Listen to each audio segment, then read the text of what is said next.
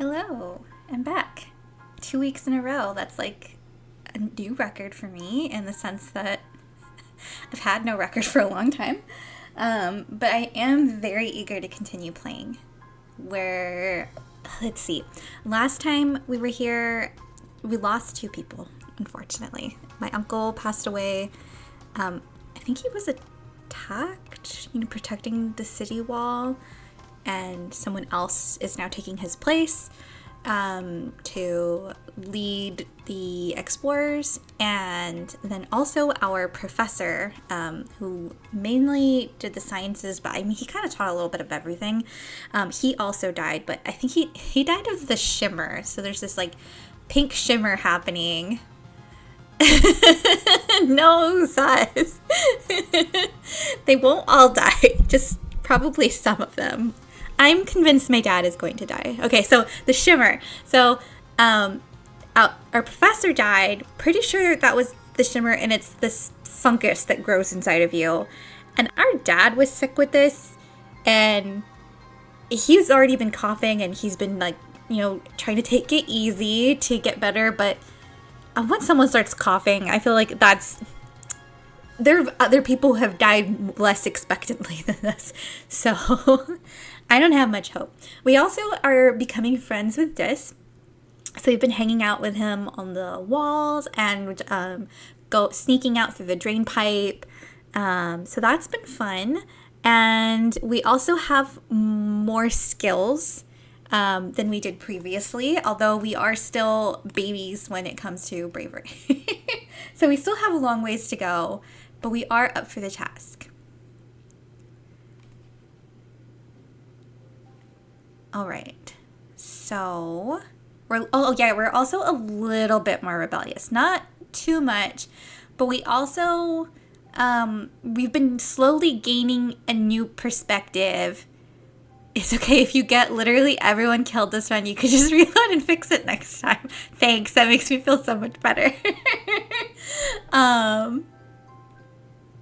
What was it? We have a new perspective of going out, exploring and seeing them cutting down the mush trees and not like replanting them.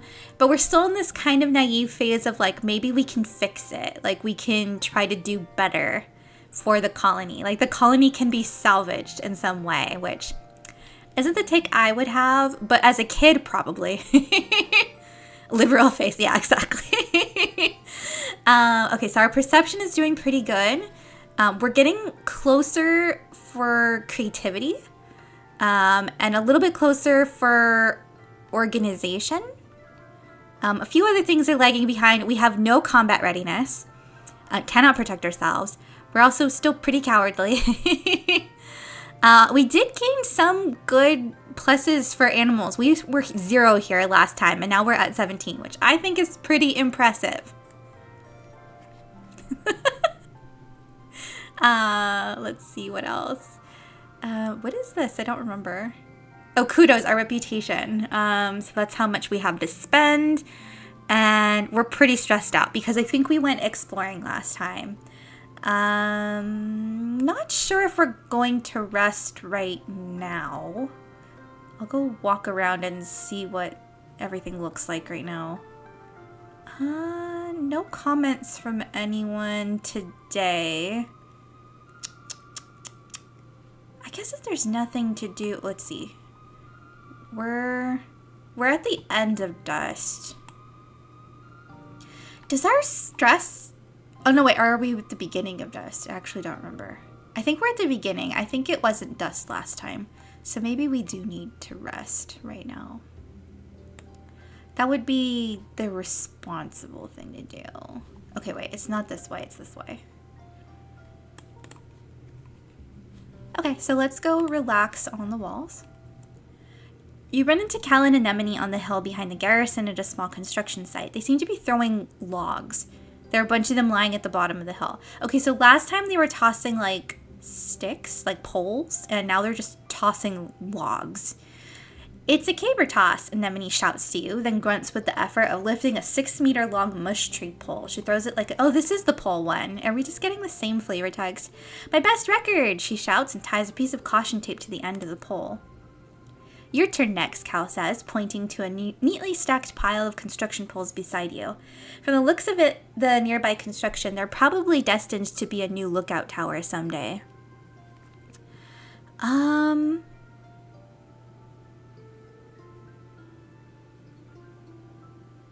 Let's choose an average one.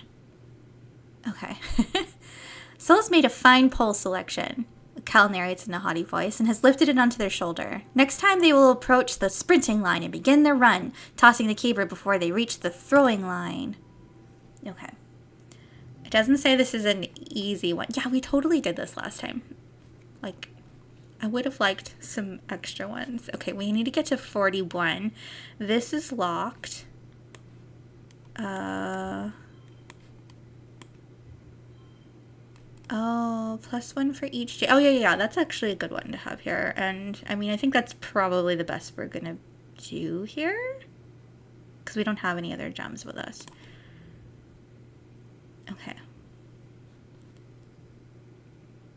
Let's see.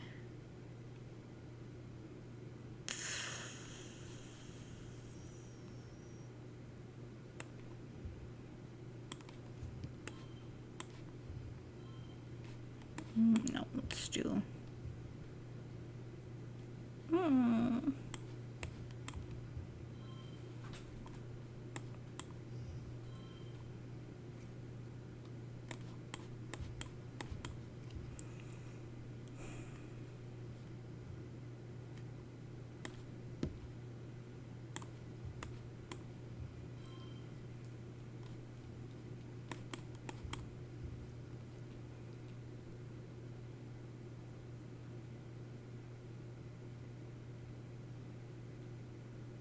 This being locked here is really annoying.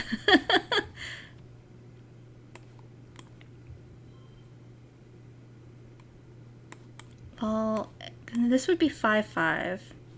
That's probably the best we can get here.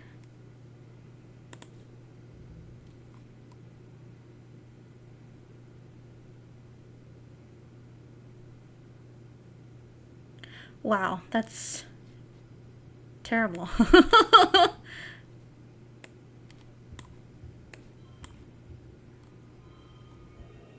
Okay, well, we did it, so that's all that matters.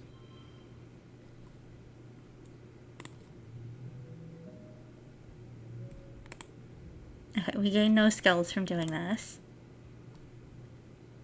We beat Anemone. Take that.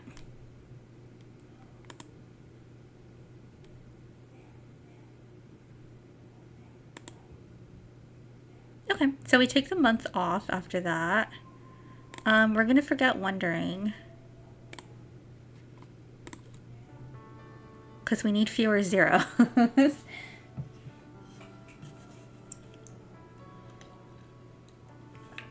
Oh, I was right. We are at the end of this, aren't we? It's time for the 3rd annual Vertumnalia Festival. You gather with your family in the colony square. Everyone takes a seat at Governor Udicott as Governor Udicott approaches the stage. She folds her hands and serenely addresses the crowd. What a pleasure to address you all today as your governor, she says, looking as pleased as she ever does. In under 3 years, we've built a colony of which we can be truly proud. While we've suffered hardships and losses, we remain standing, as always, looking toward the future we are building together. Let us use this midsummer festival as a time to reflect on our many blessings, Udicott continues. Fresh water, good food, healthy children, and a strong community. Udicott bows her head. But first let us remember Professor Halitosis. Such a terrible name. Oh, that's bad. Who guided our children and kept engines running for so many years. Chief Engineer Instance will be filling in with help from our ship's AI congruence until someone can take up the mantle that rested so easily on Hal's broad shoulders. We also recognize the passing of our dear friend Chief Surveyor Melatonin. Known for his gentle nature and his curious spirit, Tonin joins his daughter Aspartame and his partner Lavendula in the world of our memories. In his place, we welcome our youngest council member ever, Utopia, representing expeditions. Udicott invites the rest of the council to stand and be recognized among the crowd, including your mom, who huffs in annoyance. When the applause dies down and the council sits, Utopia remains standing. Actually, Auntie Udicott, y'all mind if I make just a quick announcement? Udicott nods and Utopia clears her throat. I just wanted to say thanks to y'all who are trusting me with this job, she says, her voice clear, ringing out over the crowd. A cheer rises from Expeditions, and she motions for them to quiet down. Uncle Tonan's left some big shoes to fill, and, well, I'm going to give it my best. We're fixing to get to the bottom of what we're calling the shimmer. The sniffles folks have been getting during pollen, Utopia continues. Why does she randomly have like a southern accent? Until we do, please keep on wearing your masks when the pollen is thick, and let the doc know if you're under the weather. She bends down to hug the governor as she leaves the stage. Thank you, Utopia, Udicott says warmly, and thank you to the rest of the council for their service. Live music starts playing and Udicott smiles. And now it's time for games and feasting. The crowd disperses towards the feasting table, clearing the area of chairs so the children's competitions can be held. Which will you do this year? Okay, so last year we did the science fair for reasoning. Our creativity is higher this year, though, so I might do that. We're definitely not doing... I mean, our toughness isn't that bad, but I just don't want to do it. So we're going to do a talent show this year. Might not win, but that's okay. Mars has been studying Dis's techniques after being embarrassed by his comedy impressions last year. Her routine this time is more like a celebrity roast. Only the celebrity target is Dis. How dare she insult our best friend? It's so rude. She's so salty that we didn't pick her for the pseudo Valentine's Day thing. He's not in on the joke. She levels some truly incinerating disses about his clothes and his mannerisms and his weird hobbies, keeping it just this side of too mean. She's a lot more polished than Dis's stammering impressions, and the judges can't help but smile. The judges are also assholes then. Like, what the hell? Baby Mars makes bad decisions. Yeah, she's really insecure. When it's Dis's turn, he's so embarrassed that he stumbles through the whole routine. Oh, a series of knock-knock jokes that get less funny as time drags on and ends up running off stage before finishing. That's so sad. Okay, so we can either dance or sing a song. We don't have a photo phoner, so we can't do that one. I think I'm going to go with singing over dancing. Something tells me Saul isn't necessarily that coordinated. So we're going to go with this one. Okay. 5 kudos if total equals goal. So if I get a 48 on the nose, okay.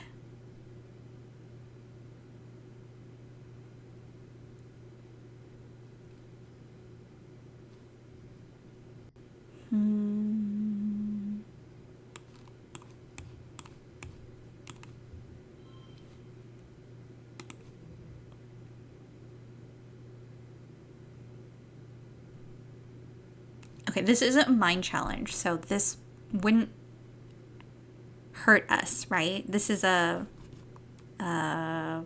communication challenge or whatever they call it. Okay. So we could do 1, 2. Oh, shoot. We're almost... Oh, no, wait, we're fine. 1, 2...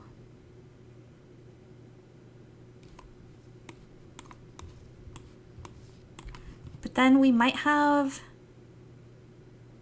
the gem thingy in the next one, because I do have a card that gives us a bonus if we have a gem.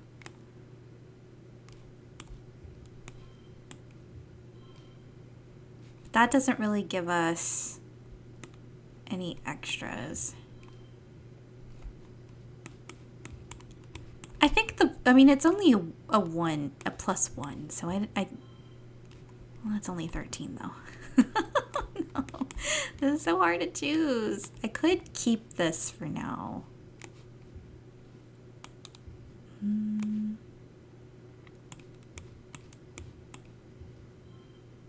That's only a 10. That's worse, actually.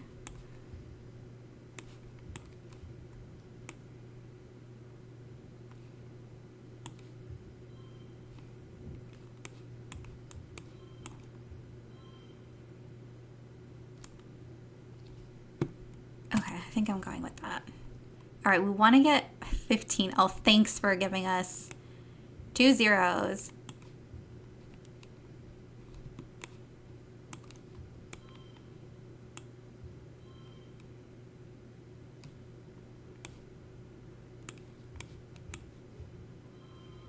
Okay.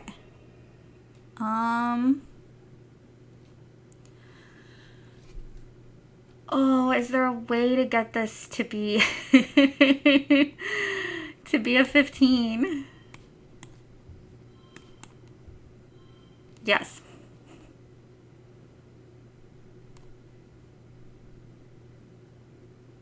I think that's what we want to do. Yay! We got our kudos.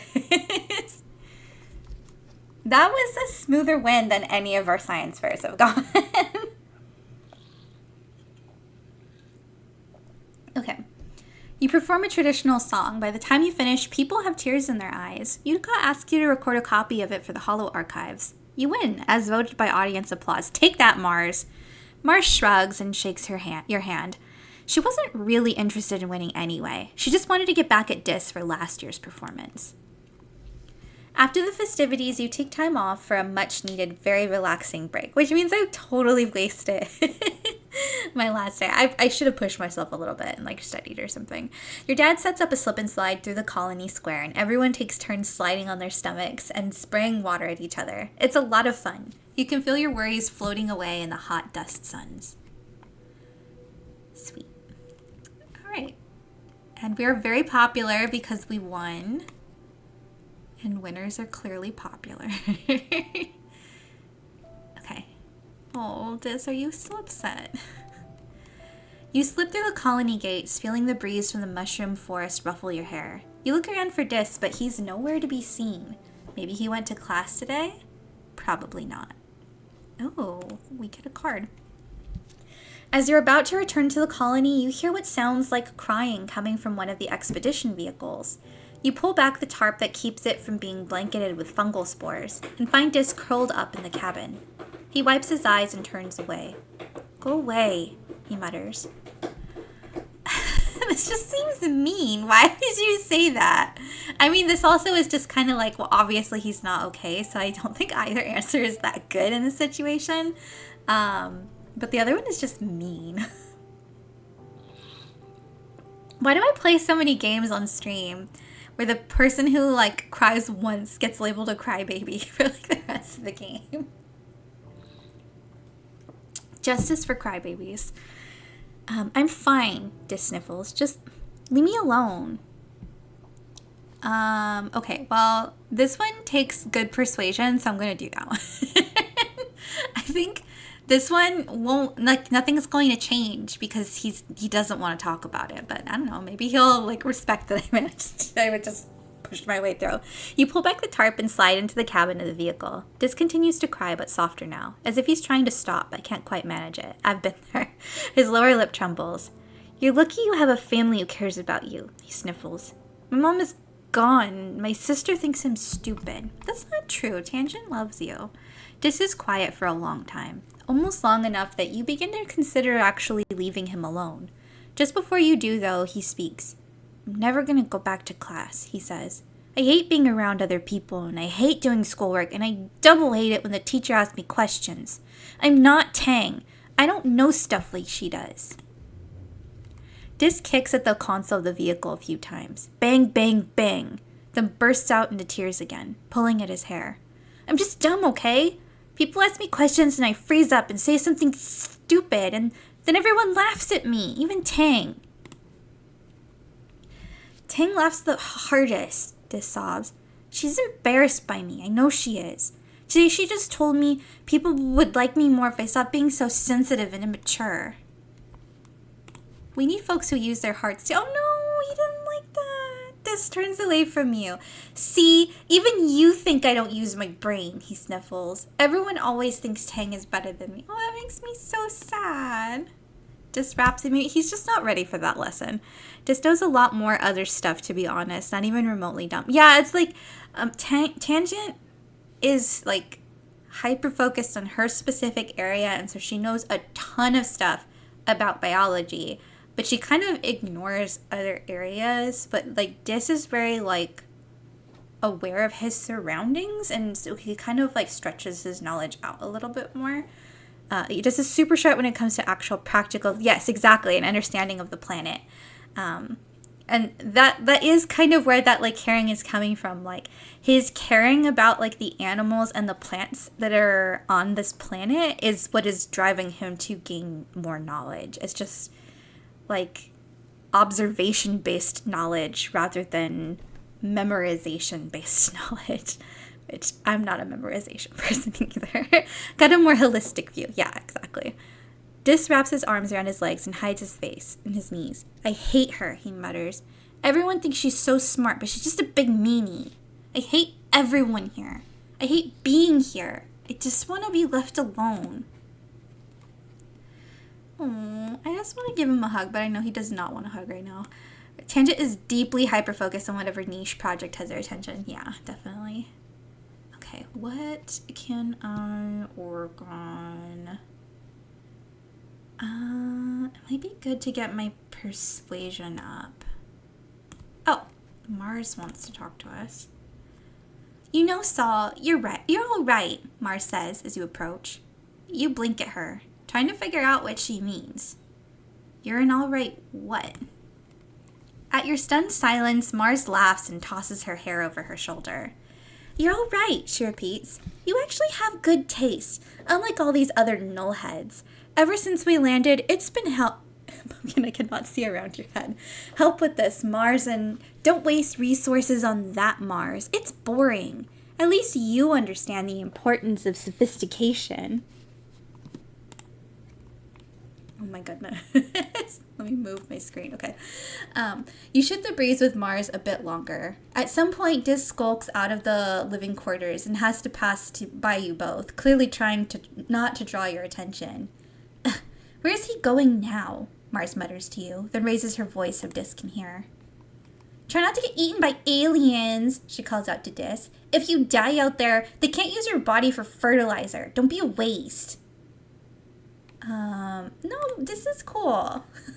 There, I've counterbalanced the points I lost earlier. You say it loud enough for Dis to hear. He looks at you with wide eyes before scurrying towards the walls. Oh wow, she actually respected that too. That's funny. Huh, Mars says with a little smile. No accounting for taste. She seems to respect that you challenged her. She watches Dis disappear from sight, then shrugs. Maybe you can get through to him. I've tried, but he doesn't care about contributing to the colony, or being popular, or earning kudos, or anything important. I mean, I don't want to just leave, so I want to ask her. What do you contribute? Mars laughs and puts her hands on her hips. I contribute plenty, and you know it, Saul. People need someone to tell them what to do, don't they? Oh, she's such a brat. Just like Pumpkin, who is covering so much of my monitor. Okay, there she goes. She's leaving now. Yeah, Mars is like that. She hates people telling her what to do and hates suck-ups. It's neat. All right, what do we got here? We have the photo phoner, which we can't afford. The birthday cake, which we could give as a gift. +5 persuasion, +1 bonus to pairs, +5 bio, +1 bonus to straights.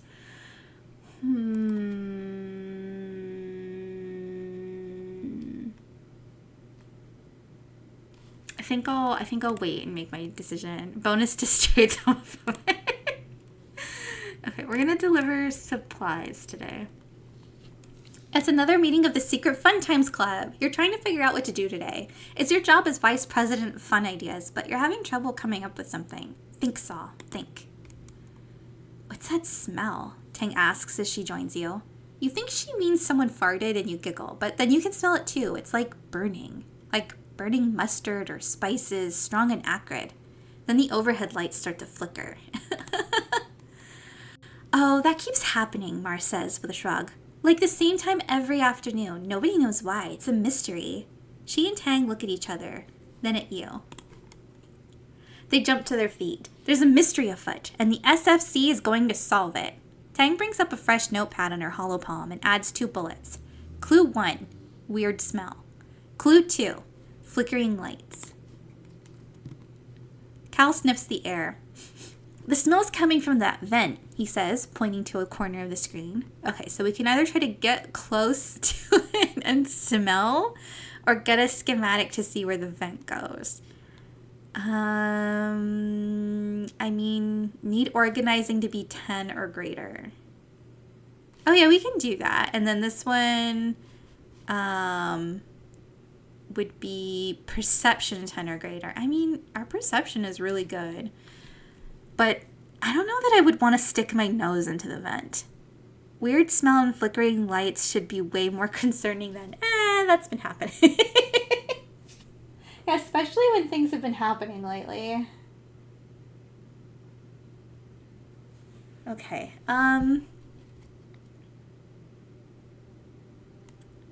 even though perception is,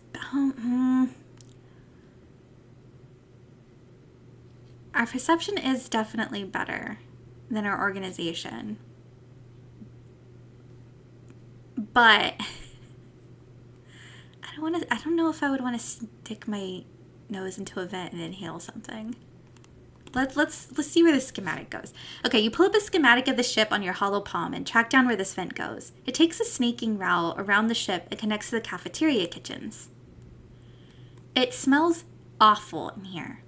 Auntie Seton is here, fanning the nanoprinter with a cutting board while it belches out foul black smoke.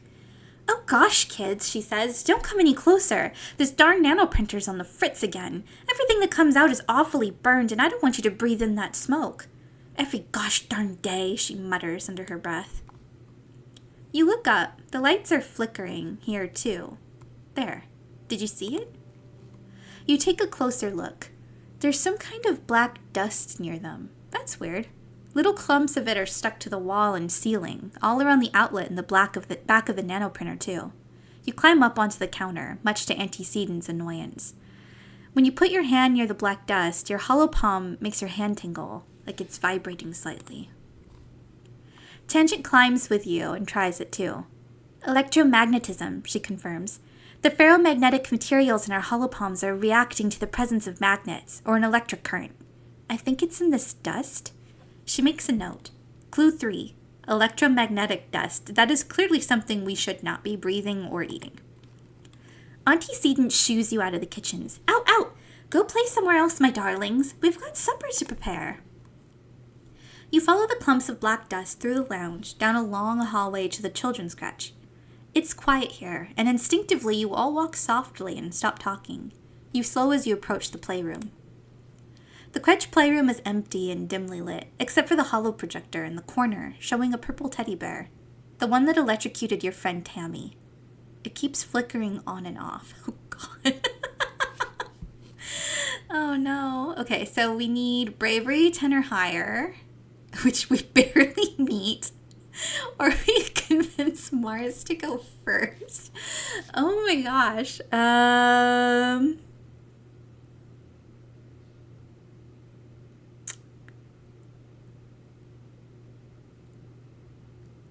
Are we are we still enough of a baby that we would not bravely enter first? Because we've been your whole 11 bravery baby here now. We're a whole 1 point over the threshold. Let's do it. Let's make this a learning experience for Saul. So we're gonna go in. As you step in, all the lights in the room suddenly turn on.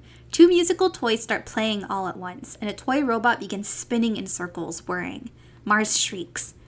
Tangent rushes suddenly forward, grabs a glass from an art table, and slams it upside down on the counter. I caught it, she yells. This is such a cute picture. Oh, they look so cute. Look at Anemone. I don't talk to her enough, but she looks very cute here. I love Mars's eyes. They're just such a good design. You gather around to see. Under the glass are what look like 4 round metal things, like ball bearings. As you watch, one of them starts to roll. It advances to the edge of the glass, then rolls in a ring around the inside. It stops. Then a pair of long silver antennae emerge from the top of the ball. They click together, producing a bright spark of electricity. They're like magnetic roly-poly. They're so cute. You all jump back. The other 3 balls gradually wake and begin snapping their own antenna. I think we've solved our mystery, Tang says with a growing smile. Sure enough, you find more magnetic black dust and something else. Tiny bite marks in the electric cord leading to the hollow projector. They must be feeding off the electricity, Tang explains, then storing it like a battery to use for self-defense. And this dust must be their excrement. Fascinating. Ew! There's, like, magnetic bug poop in the air. You report your findings to Dr. Instance. She discovers these pests have in fact been siphoning off electric current from your ship since it landed, and are responsible for some dangerous power surges. One such surge must have been the one that killed your friend Tammy. From a quick look around the room, everyone knows it. Anemone rubs Cal's back as he stares at the ground. Oh. Instance sends you all some kudos and thanks. Wow, she gave us a lot of kudos, actually. Wow. Killed by bug poop. Fun.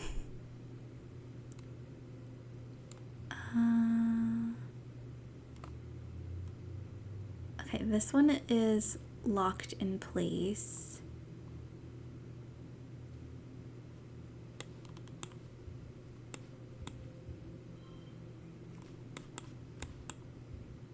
It's the fucking pink candy.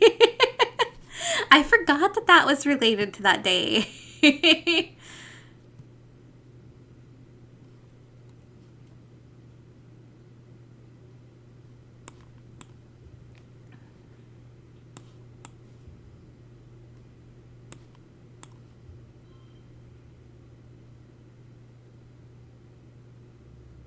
I almost don't want to play any of these because...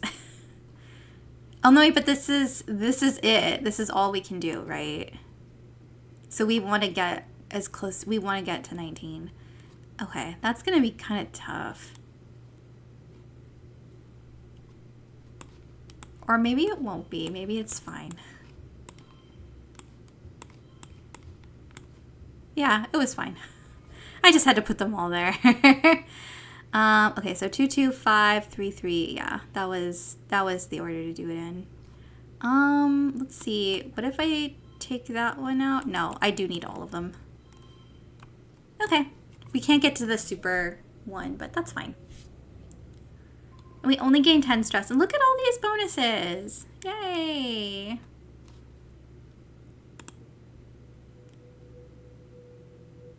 All right, so it's mid-dust now.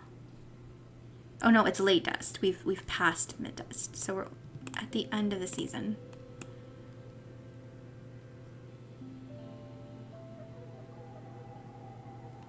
Oh, that sound was eerie.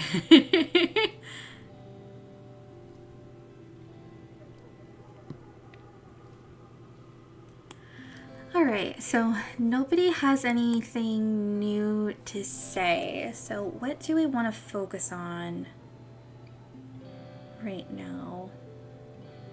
I mean, it's the end of the month. We're not very stressed. We could sneak out. We would have a lot of gains to show for it. That, or we could go to one of our classes. I think that's... I'm leaning towards one or the other.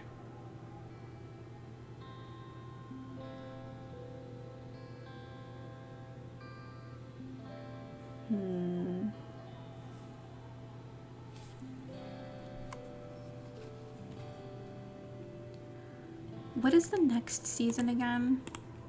Oh, it doesn't show us.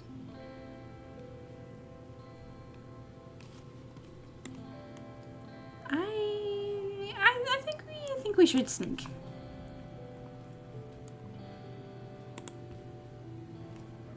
Maybe we'll also bump into Diz while we're out here.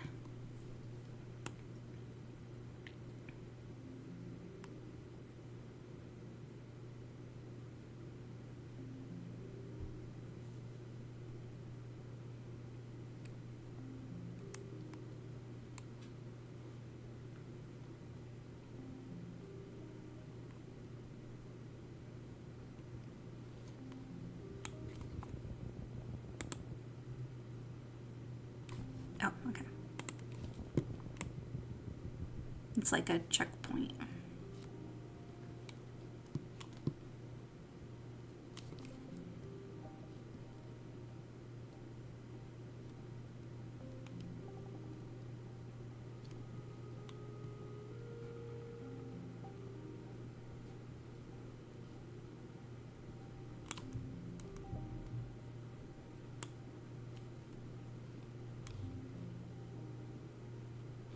Okay, that's not a path.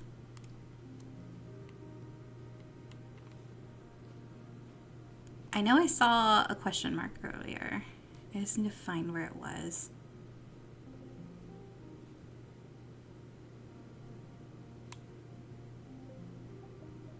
There it is. There doesn't seem to be a lot left to explore on this path. Okay, so some farmland has spilled outside the wall. Oh, we couldn't pass this earlier. Okay, so nothing happened. Oh.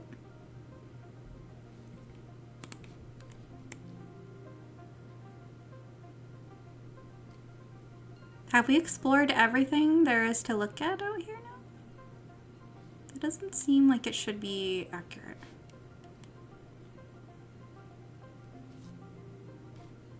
But I guess so. So I'm not seeing anything, and that's out of bounds.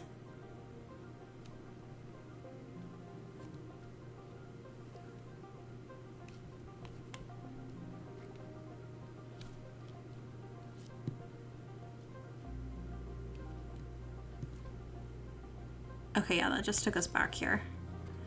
All right, I guess that was all there was to do.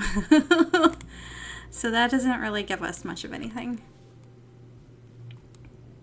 Well, at least we got some bravery and perception. That's still fine. Now we're even less of a baby. But we're still not at 20, so we can't make Dis eat a worm. All right, so it's wet season now.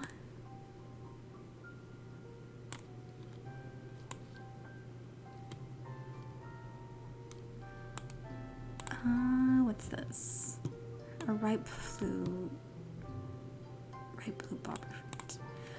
I'm not going to do deliveries, but I am gonna go ahead. I'm gonna buy this doll, or should I wait so I can get the photo phoner? Or I could buy the cake. I think I'll buy the cake.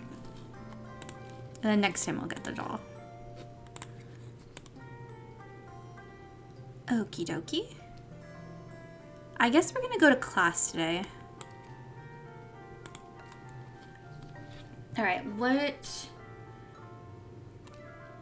We want to get to 33. We're getting the closest with creativity, so let's do humanities today. Congruence asks you to take a stack of blank paper and a box of pencils from the classroom nanoprinter and pass them out to the class. Today we will be practicing our handwriting, she announces. You hear Tangent groan beside you. But Congruence, she whines, why would we ever need to write by hand when we have hollow palms?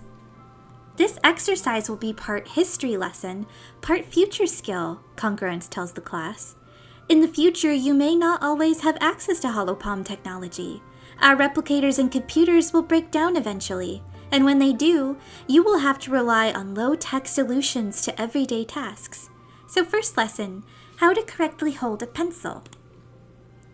You and the other students get to work learning how to print by hand. It's a little bit like holding a stylus, but the texture is all wrong. Your letters are small and cramped. And you have to keep trouble keeping them in a straight line. Hello, Arya. How did ladder go? I think the last I saw you were in Ice Palace?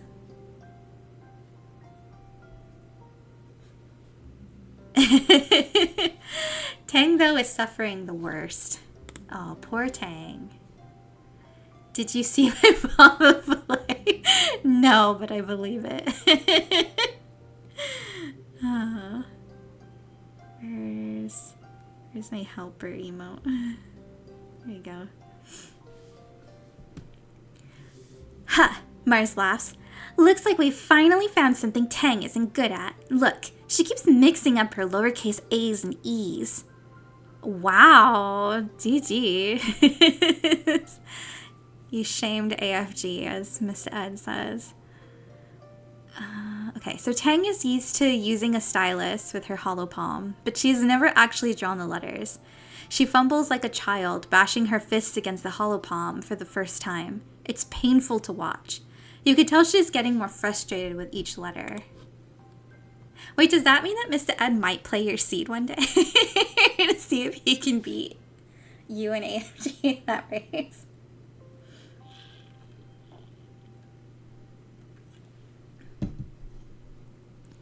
Mars, on the other hand, has a lovely penmanship. She can even write in cursive. My papa taught me when I was little, she says, showing off her paper. Cultured people know how to write for real. I just imagine Mars holding one of those, like, 2000s pencils that have, like, fluffy pom-poms on the ends of them. He's already done it once. Spoiler, Ed beat me. But did he beat AFG? Writing my hand is stupid anyway. I'll help you, Tangent. Is that handwriting or seismograph? That is so rude. Okay. Has the one with multiple colors of ink that you could click in and out. Yes, she would. And she definitely color codes her notes. Even though she doesn't really want to study them, she just wants the colors. I had also beaten AFT on that occasion. So yeah, that means he definitely shamed AFG. All right, so I don't want to say is writing by hand stupid? I don't think writing by hand is stupid. Would Saul think that writing by hand is stupid? That's a maybe, because we did have that incident with everybody should write by paper, or should send messages by paper, and we decided that was stupid. And a waste of time and a breach of security. But would we say the same thing about writing by hand? Maybe. If I say I'll help you, Tangent, I feel like Tangent will get mad. Like, she'll be like, I don't need your help, kind of thing. And then I don't want to say is that handwriting or a seismograph, because that's just straight up rude. Yeah, I think I'll help you, Tangent, is what I'll pick, but I do think that she's going to be mad. Yeah, I don't need your help, Tang sneers. She hates being bad at something, but being patronized is even worse. Just let me do it myself, she grumbles, balling up the 5th piece of paper and tossing it on the floor. You know what? I bet this would have lovely penmanship. And I think he would relish that his penmanship is better than hers. Mars laughs, but after a few minutes of tense silence, she looks over to Tang's work. Although I think this would print rather than use cursive. I think cursive is a Mars thing. You're pressing too hard, Mars tells her softly. Loosen your grip. It's different from typing in the air with a stylus. Try moving with your shoulder instead of your wrist and fingers. Tang takes a deep breath and tries again, slow and deliberate. Mars nods and slides closer, putting her hand over Tang's and guiding her pencil on the paper. There. See, you're getting it, she murmurs. Tang's cheeks go pink. Aww. After a minute, Tang eases her tension, and her writing starts to flow more naturally. Thanks, she stammers, pushing her chair away from Mars. That was very cute. Okay, so this card will become yellow. Whatever we put over here. So we can do that, and that, and that.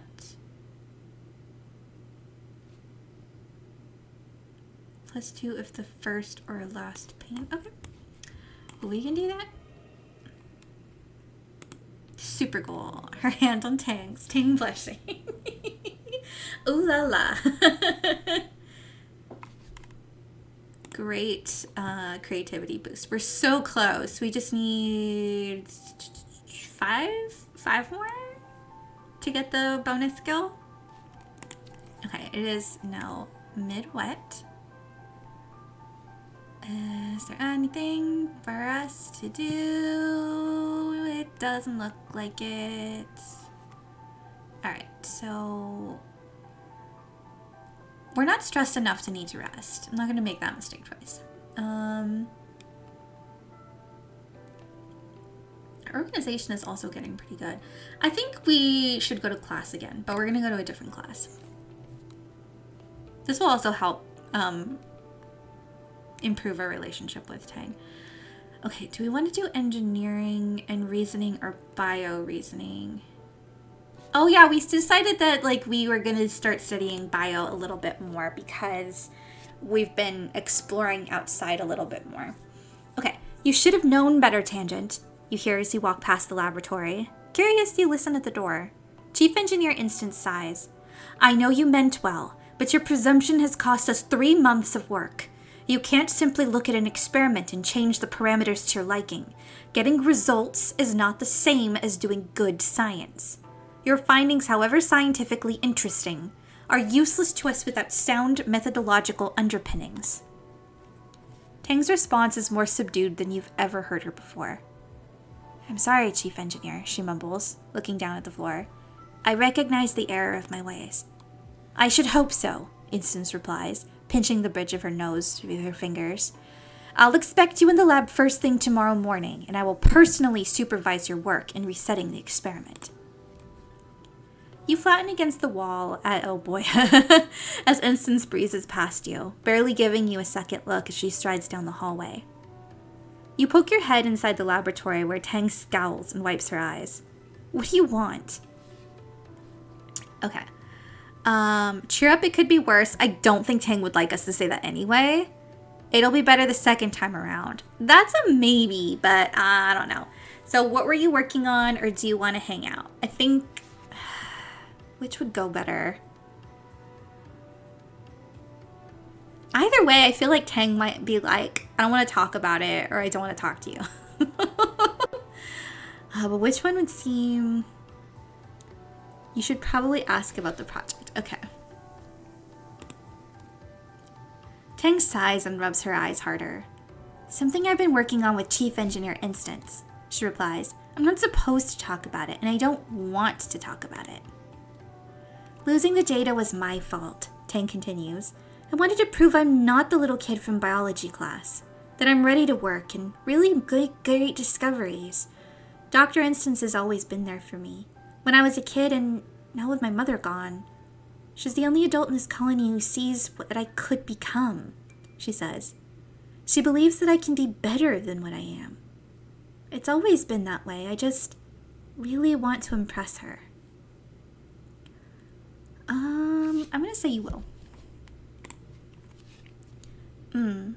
Tang hums in agreement. I certainly hope so.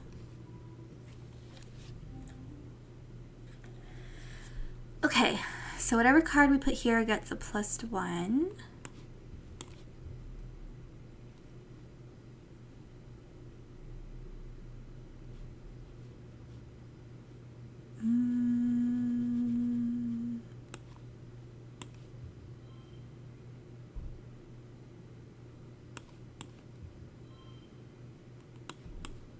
Okay, we might have to... No, we're good.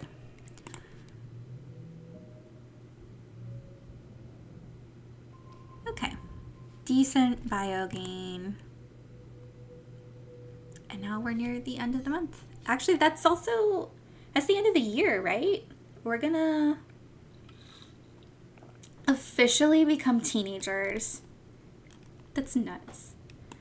I have items that I could give people as gifts. I wonder if I want to do that today. We have a flower and we have a birthday cake. Do we ever know when, or it's not necessarily a birthday cake, it's just a cake, right? I don't remember. Let's see what happens. Yeah, it's just a cake. Let's give him the, oh, we have a yellow flower too. And a Xeno egg. They are birthday cakes, to be honest. I mean, yeah, it looks like a birthday cake, but it's labeled cake. It's not labeled birthday cake. But I mean, come on. They get +4 rather than +2 for birthdays, I believe. Oh, okay. Do we ever know like when it is someone's birthday? I don't know how to tell when it's someone's actual birthday.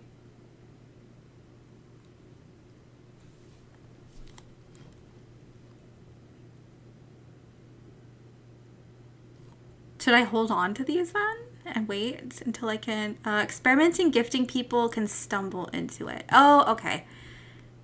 Well, I'll give him one thing. So we lost our klepto. Is that one of your mother's flowers? Are you sure? Thank you, Saul.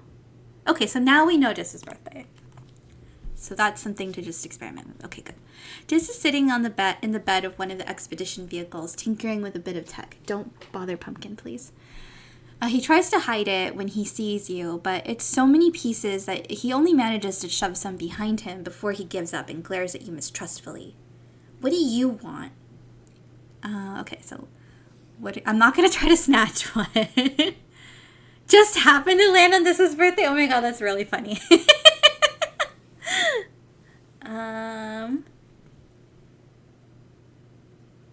Okay, so I'm going to pick one of these two, because this is rude.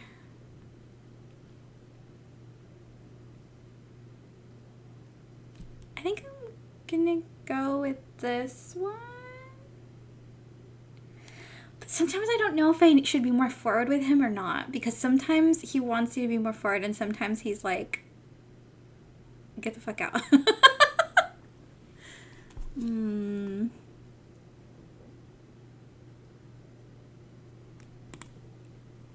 Dis squints at you. Promise you won't tell me? Why would I tell on him? They weren't using it. He starts, already sounding defensive as he turns the biggest piece of the device over in his hands. It was just sitting there in command, so when they weren't looking, I took it. I took it and no one noticed. He seems excited about this fact. I think it's part of a communication device, he says, thoughtfully, so I'm trying to figure out how it works. I want to talk to the aliens. Holy shit, I'm a ninja. There's no such thing as aliens. No, that's obviously, don't say that. You shouldn't, also, like, I mean, given that I am a non-binary alien, I'm not going to choose that one. You shouldn't do that. I'm telling, obviously not picking that one. Wait, what if you tried this or just be careful? Okay, I mean, obviously if this is an unlock one, we should do that one. We need 10 or greater engineering. That's 15. Yeah, we're going to go for that. Dis watches you intently as you reassemble the pieces of the communication device. You hand it back to him and he flicks it on, and it crackles to life with a roar of static. Dis almost drops it in shock. Forward, ksh, go out. How many? Ksh, 4, over. Dis looks at you with wide eyes. He's smiling? The expression looks weird on his face, almost manic. Did you hear that? He says, practically vibrating with excitement. Those are words, I swear. Aliens are real. They're out there. I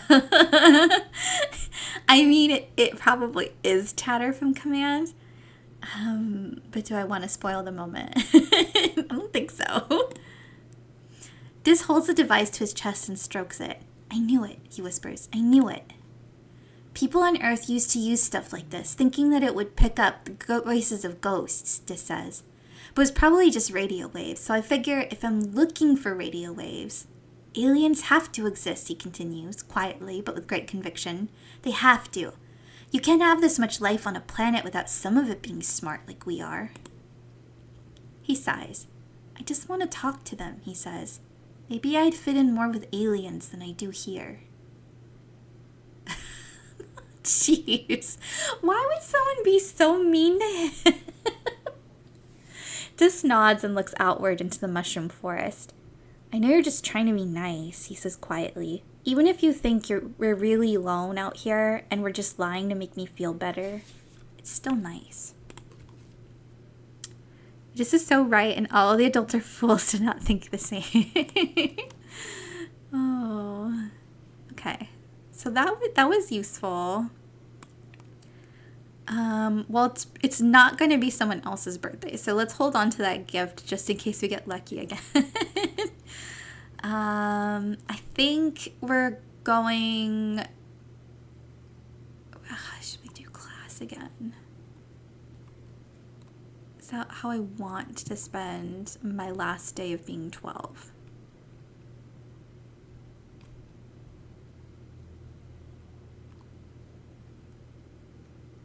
I could also... I mean, I don't usually go over here.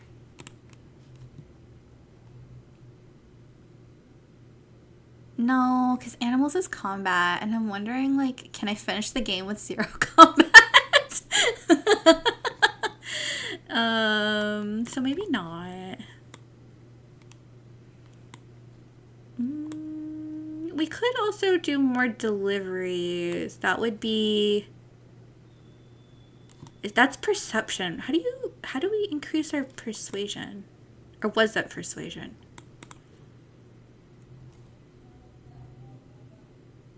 No, it's perception. How do we do persuasion? Another tangent and dissimilarity. Both of them want to be something more other than human. Oh, I love them. This is just toughness, right? And then kudos. It is a lot of toughness, though. And I mean, it's been a while since we hung out with Cal. I guess we will do this right now. This month your mom has you and Cal digging out rice paddies. You put on mud waders that are way too big for you and stumble into the soggy muck. Cal starts nerding out about mud as he does. The ground is so soggy because the lower gravity means the water takes longer to seep down, he explains, pulling a big clot of mud out of the ground and slopping it into the hover lift. At least when it's raining, you don't have to use wheelbarrows. Everything is so swampy and warm on Vertumna, not like the dry, recycled air of the stratospheric. The wet ground makes the roots from our earth plants rot easier, so we need a ton of mush tree mulch, or this kind of puffy lava rock kind of thing. He stops and rubs his face, smearing mud across his cheek. Maybe we can do that next. I like smashing it up into tiny bits with a hammer. The tropical rain is never too cold, and Cal is great company. Just think about all the cool stuff that's out here, Cal exclaims. Who else gets to shape the planet and provide food for the colony? No one, that's who. This job is the best. He keeps on digging and nattering on about cool bugs he finds in the mud. You goof off a little and have fun. Your antics eventually lead to you slipping, and suddenly you're up to your armpits in the mud and laughing as it oozes down into your oversized waders. All right.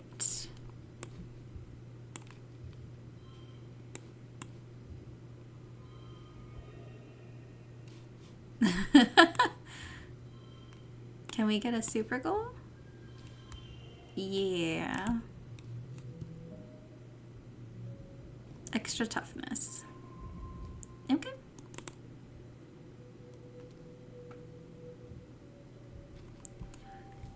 It is glow season, and usually, historically, someone is gonna die today.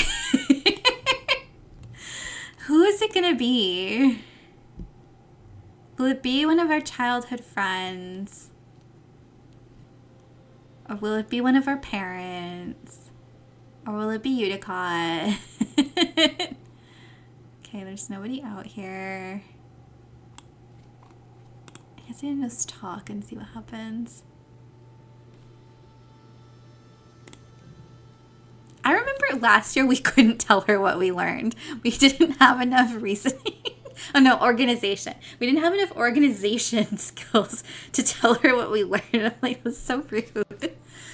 You've been learning about different organizational methods in school. Alphabetical, chronological, Dewey Decimal. Honestly, it sounds like a lot of work. Why would you bother to organize anything when you could just ask congruence to find whatever you need? It's just paperwork. Do you know why we call it paperwork? Your mom laughs. It's true. It's not like you're actually sorting paper. Back on Earth, we used to have to use paper to... Never mind. She slaps you on the back. Good for you for having your your head together.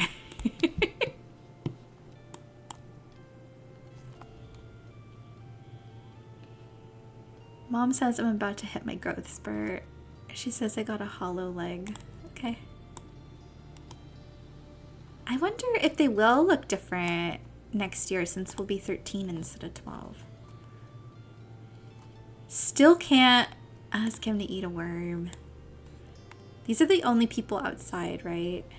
Yeah, so we might as well go in. Or we can relax on the roof. But it has been a while since we did this one, so... Do we get anything? Forget one memory. We actually have a gain from doing this one.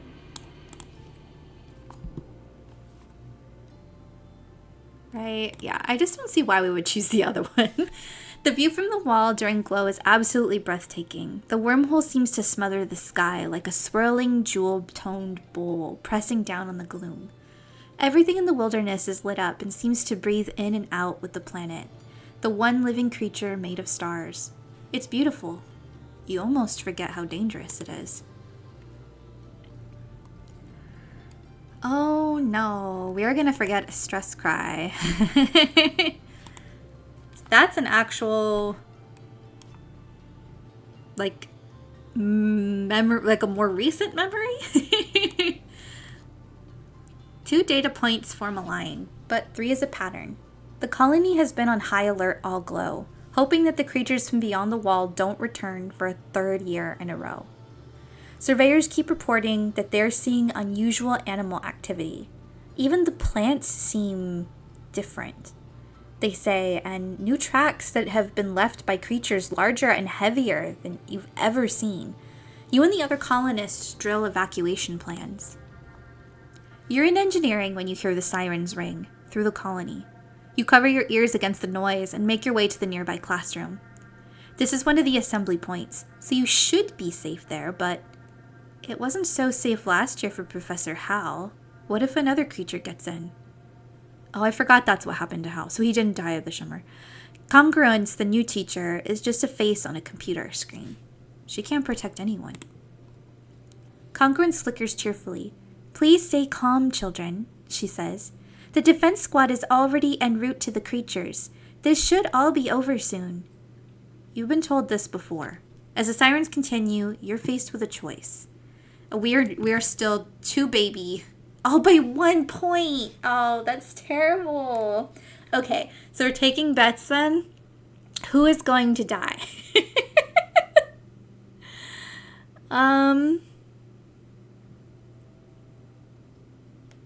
Oh man.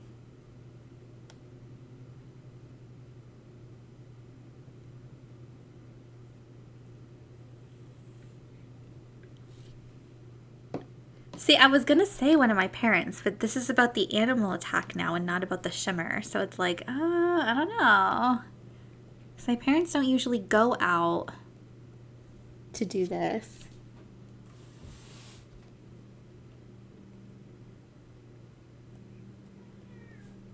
What do you think, Toffee? Huh?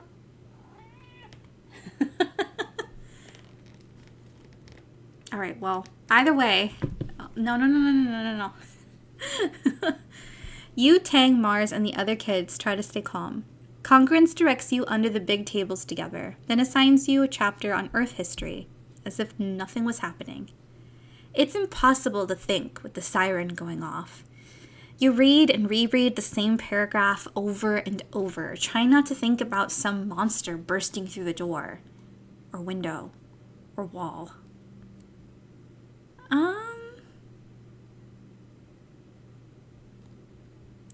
I think... Oh, man. I mean, if I'm reading the same paragraph over and over, like, what is the point? We should just goof off. You wonder out loud, who farted? I can smell what they had for breakfast. Everyone giggles nervously. Ew, Saul, gross-a-rooney, Mars says, but she's smiling despite herself. You can feel the tension in the room get a little more manageable. All right, so that gave us a little bit of rebellion, friendship with Mars. I guess she approves, and we're a little less stressed. It isn't long before the sirens turn off. Ringing 3 short pulses as the all-clear message flashes on your holopalm. You and the other children file out of engineering, and you head back to your quarters. Your parents will want to know that you're safe, if they're alive. Okay, they made it 1 more year. Your dad gives you a big hug, but your mom slumps into a seat at your small table. It's like they were going for geoponics specifically this time, she mutters, but your dad pets your hair and shushes her. I'm sure it was just bad luck, Flulubel, he says, but your mom shakes her head and folds her hands in front of her mouth, staring out the porthole window at the fields.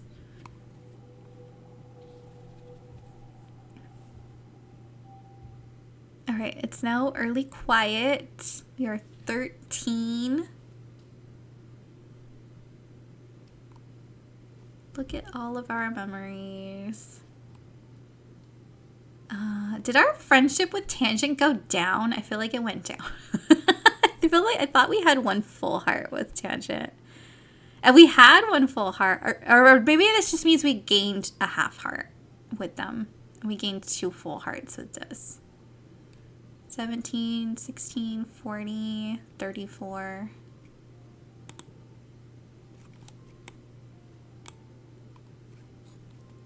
Okay. Well, it looks like nobody died, sus. See, I'm not murdering everybody. Okay, is there anything new to buy at the depot? No, it's all the same stuff. But I'm going to go ahead and buy the doll.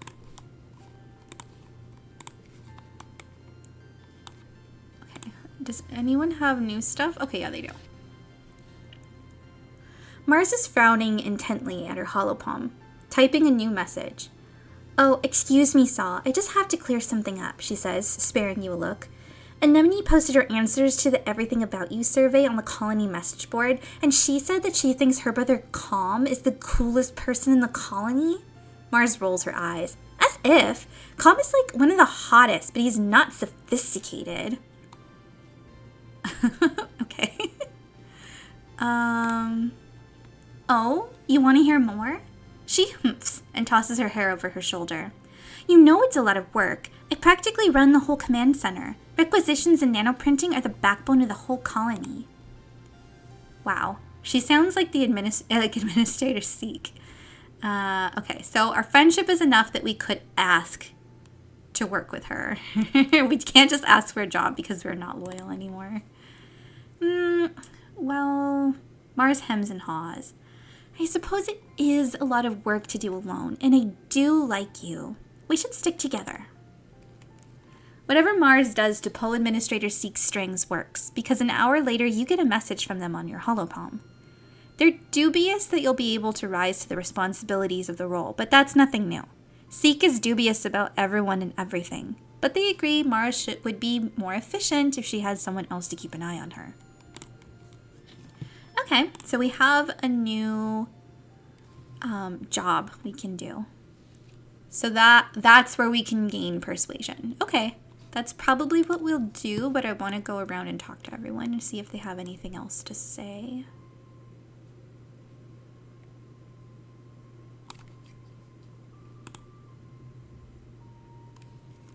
I already spend as little time around other teenagers as possible.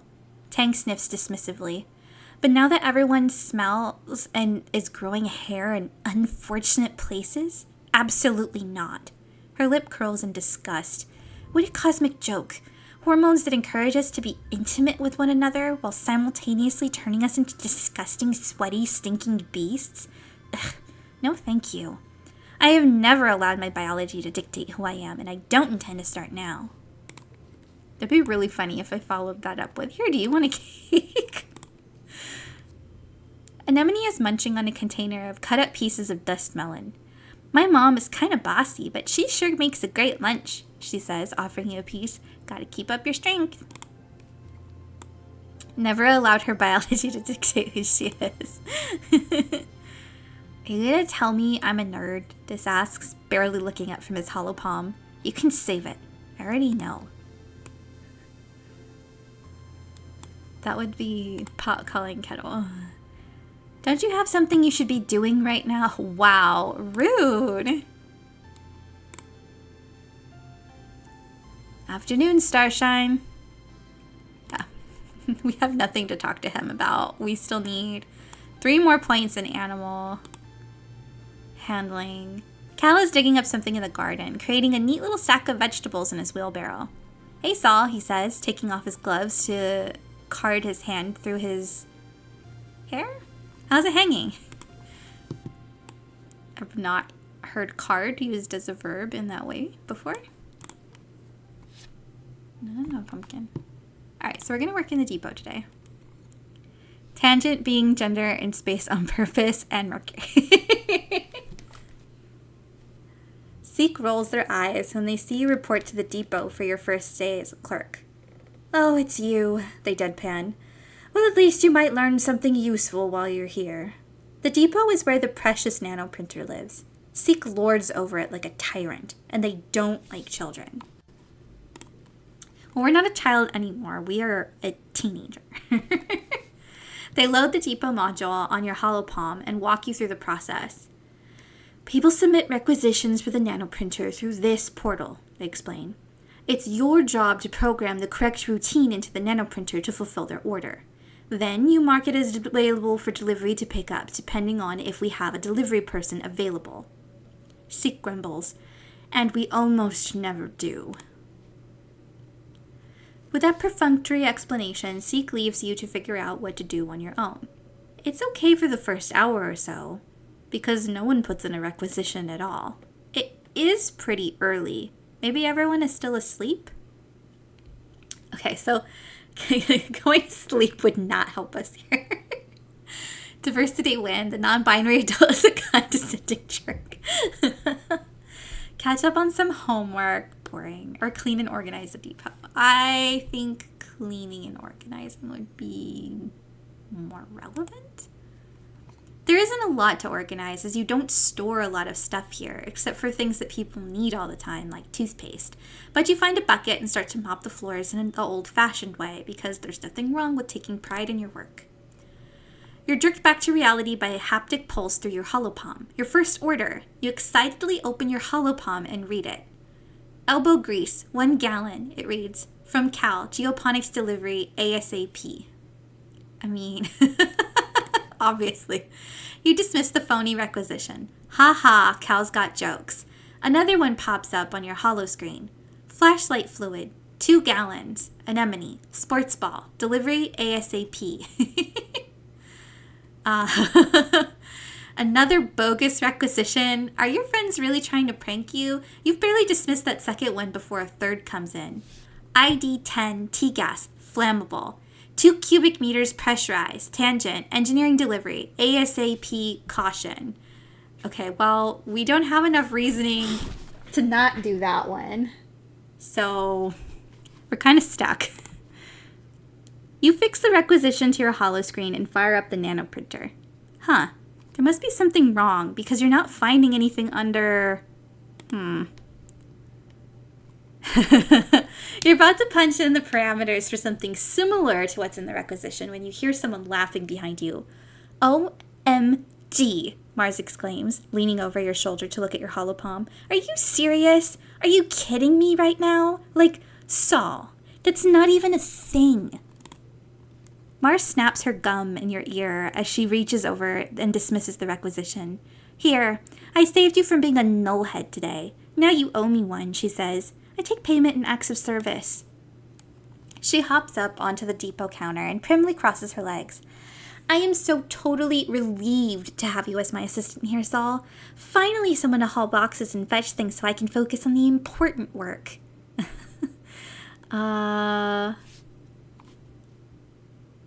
What do we... Organizing. Your assistant, I should be in charge.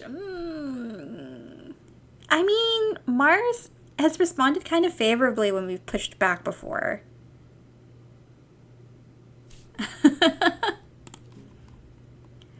I don't care which of you is in charge, Seek interrupts, so long as you get the work done. Seek pauses. Wait, did you wash the floors? They say, looking impressed. Well, that does deserve a reward. Here you go. They swipe their hollow palm and you feel your pulse as a couple kudos are deposited to your account. Mars can hardly wait until Seek is gone to giggle. Either way, I'm glad you're here. This job is usually so boring.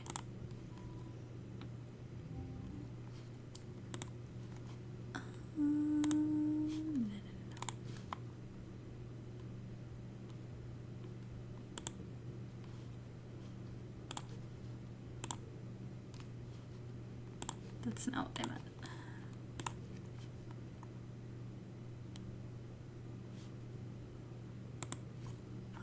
Oh, that's why our animals is so high. It's because of this. Okay.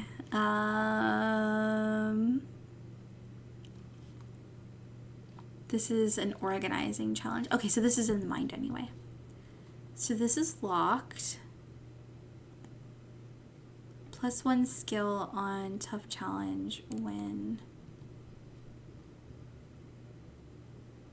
each gem on other cards. We don't have any gems here. This is the only one, so we need to use all of these.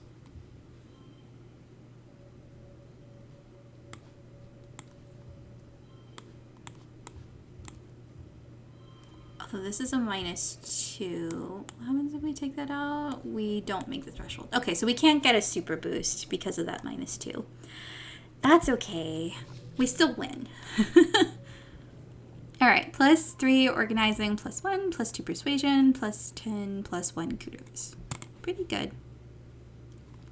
You wake to the sound of your parents arguing in hushed tones, clearly trying not to disturb you. You blink away the sleep from your eyes, eventually remembering. Wait, isn't today your 13th birthday? Where's your birthday cuddles? Your parents always make a big deal about your birthday. You peek out through the privacy curtain on your bunk and listen in on an argument. You're being unreasonable, your mom says.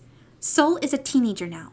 You have to give them the opportunity to take calculated risks, or they'll start acting out. That's just being a teenager is. Going off into the wilderness isn't a calculated risk, your dad replies. It's too dangerous. It's weird to hear your parents arguing. If they ever disagree, they sort it out quietly or go to the meditation. This time they sound really upset. It's unsettling.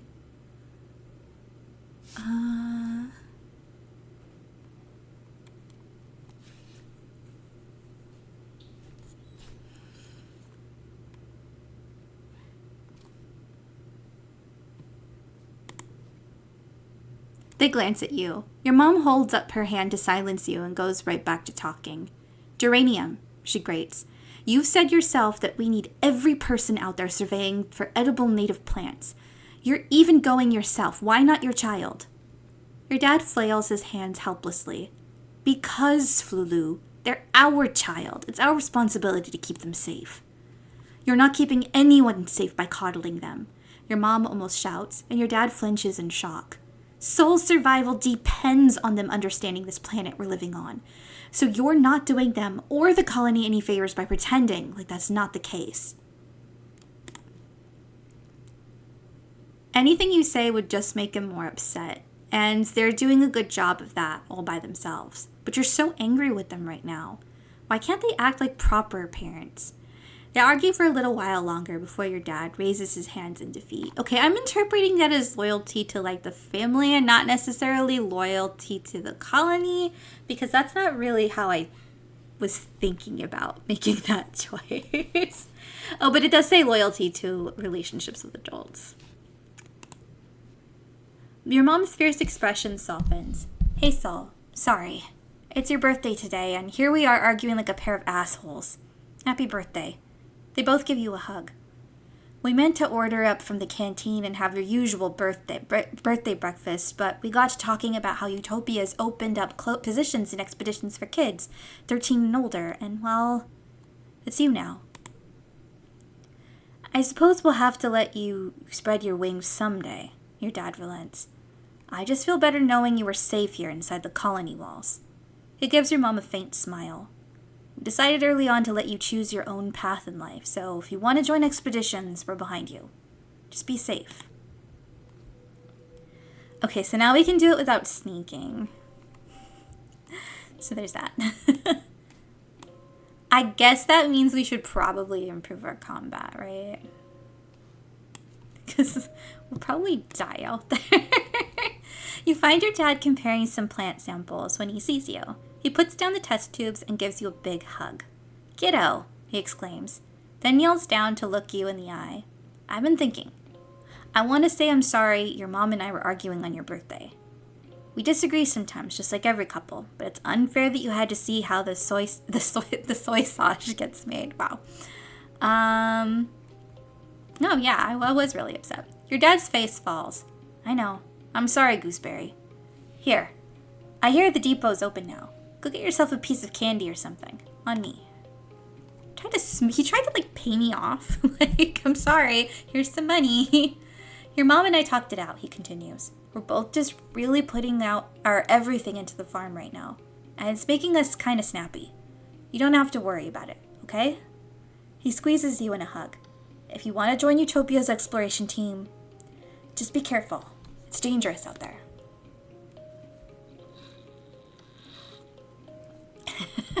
No, really, that's exactly how it went. Okay, your mom doesn't want to talk to you today, even though it's your birthday. Cal takes a deep breath and lets it all out in a huge sigh. "I love the smell of the air here," he says. "It's not clean like Strato, but like, it's fresh, if you know what I mean? It smells like dirt and compost and manure and growing things, and when I breathe it in, it's just..." He takes another breath. "Just reminds me that everything here is alive and important." Cal is sweet.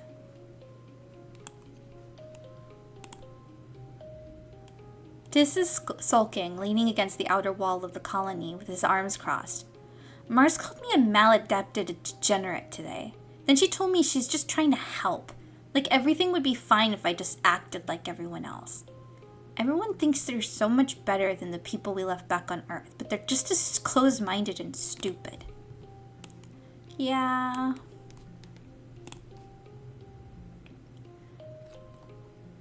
Okay, we already heard that one.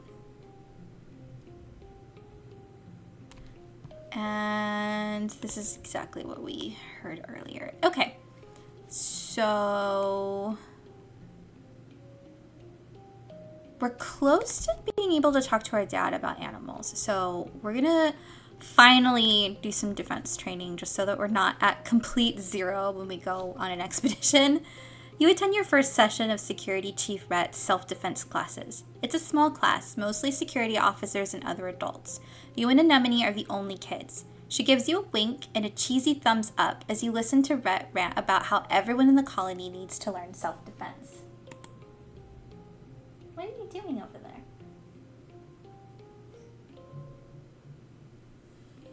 You could be walking along thinking you're safe within the walls, and a flying animal could swoop out of the sky. Then what would you do? Rhett chops the air with his hand. "I'll tell you what you're going to do. You're going to chop that beast right in the throat. Hey-ya!" He points at the assembled class. "But only if you learn what I'm about to teach you. And the only way to learn is by doing. Who wants to volunteer for a demonstration?"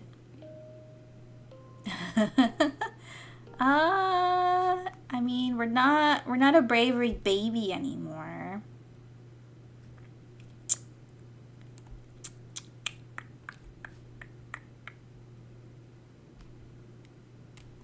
But this is also our first time here.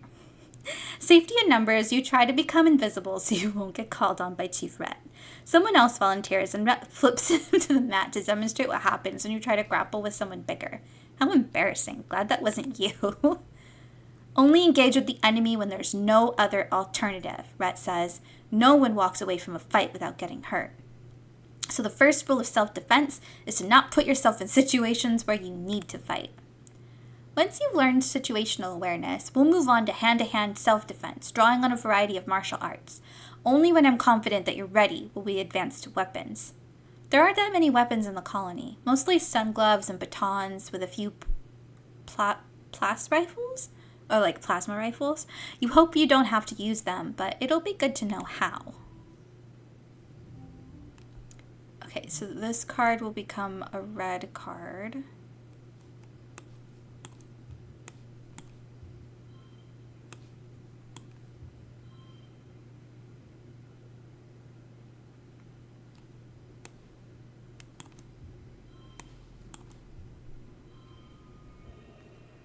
Can we make that better? I don't think so.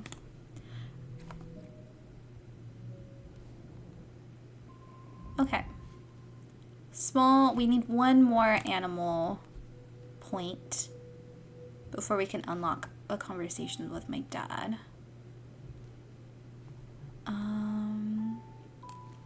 Need 6 bravery, I think. And a few more organization points before we get a skill for this. Same thing with creativity.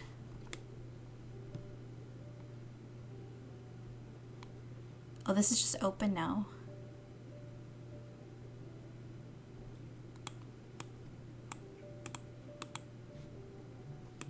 Oh, we click on here to go on an expedition.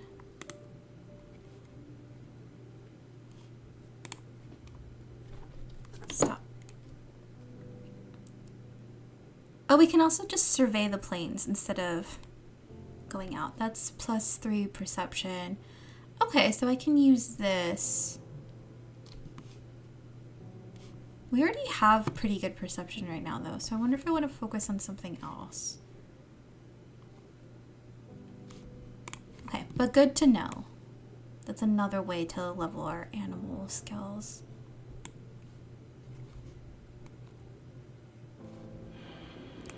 Good luck not killing any colony members while I go make food. Oh yeah, actually, I will finish this day and then I need to feed my cats. 'Cause they clearly want to be fed. We're gonna do humanities study. You're doing creative writing in teams, and you're paired with Mars. You wish it was Tang. She always does so well on these. The theme is Earth's natural environment. Mars takes a topic at face value and wants to write about how beautiful everything was on Earth, with blue skies and green plants everywhere, and huge oceans that went forever.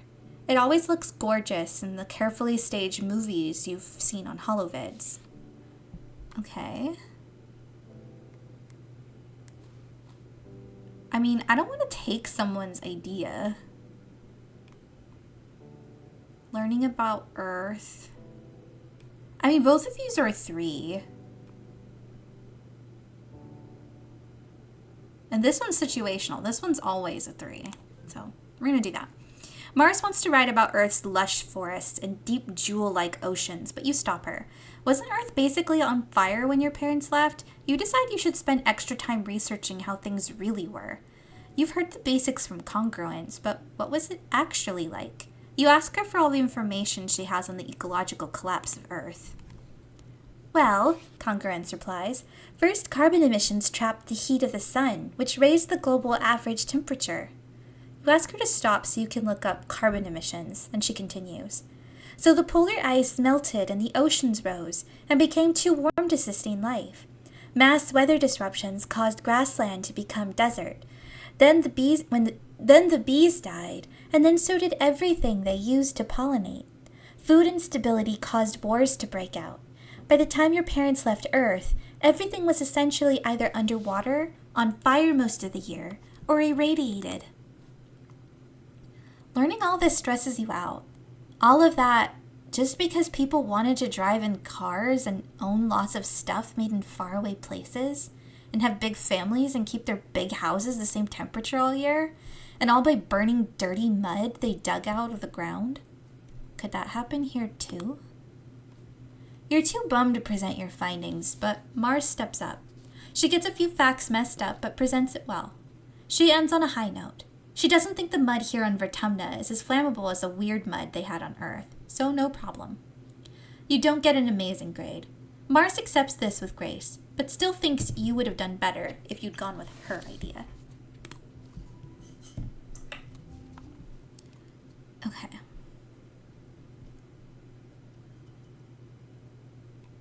We can have...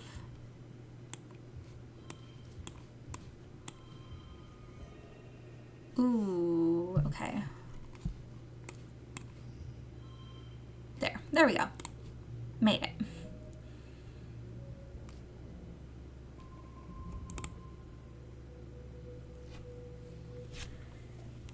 All right. It is now spring. Before we get into spring, we're gonna go to our BRB. I'm gonna feed my cats, and then I'll be back in about 5-10 minutes, and we'll see how many more seasons we can get through. All right, be right back. Okay, cats are fed, and I'm back. We have, I think I could do another hour pretty comfortably. So let's see what we're able to accomplish in that time. So it is spring. Last spring we had the pink pollen fungus stuff to deal with. It was not fun. Okay, our dad wants to talk to us. Your dad was sniffling and sneezing pretty bad this morning. Oh no. Sus.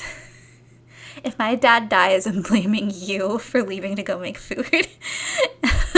He collapsed around this time last year, so you've been feeling anxious about his health, especially now that the pollen is back.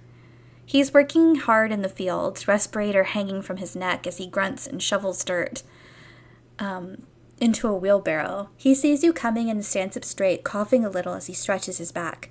Hey kiddo, what brings you out here? Yeah, he's supposed to be wearing a respirator.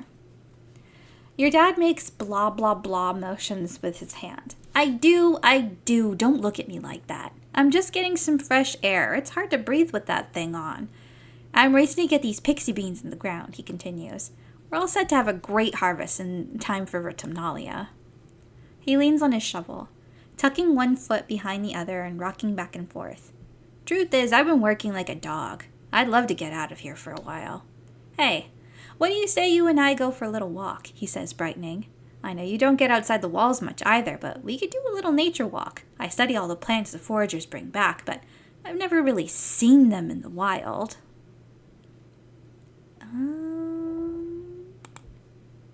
Sure, your dad says. People can want to try new things, right? Your mom doesn't see the draw, he continues, flipping his shovel up onto his shoulder and picking his way carefully out of the turned fields.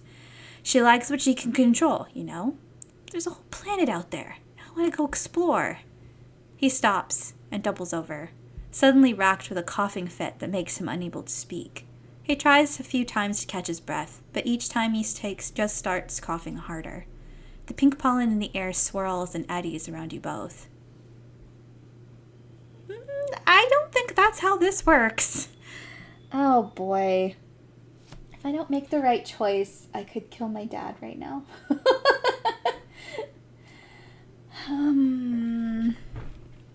Okay.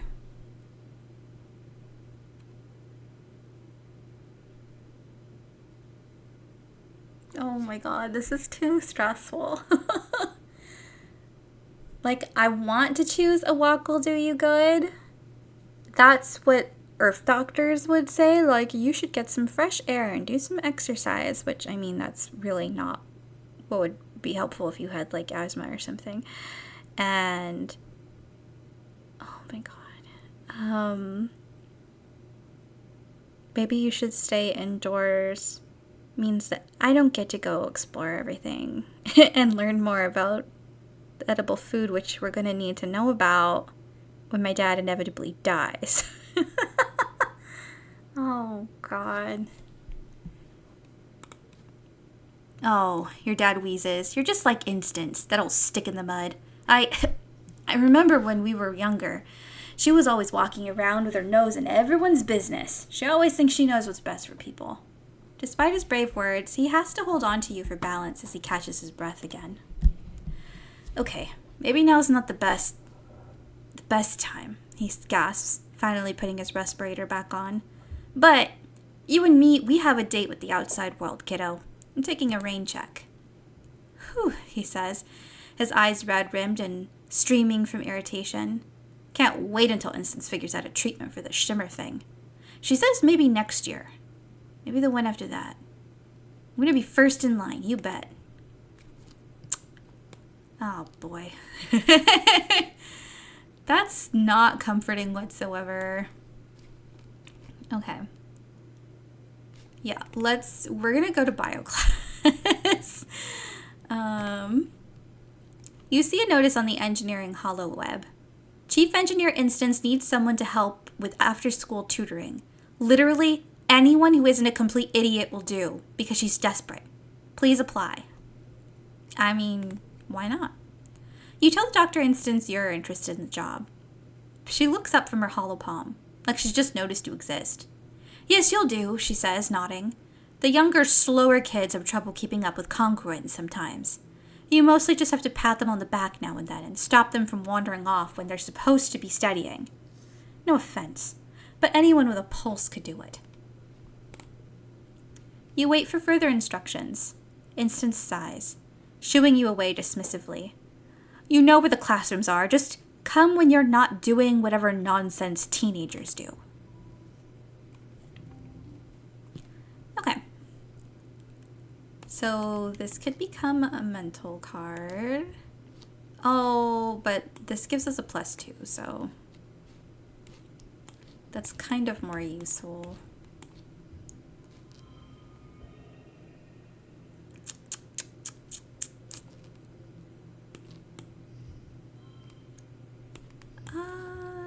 Yeah, we can't get to the super one, but that's okay. We passed. Oh, we are pretty stressed out. Okay, now it's going to be mid-pollen. So that took us, let's see, where's our bravery? Our bravery is at, our biology is at 20. It's not bad. Oh, I love the music for mid-pollen. We're gonna be too stressed out to go explore.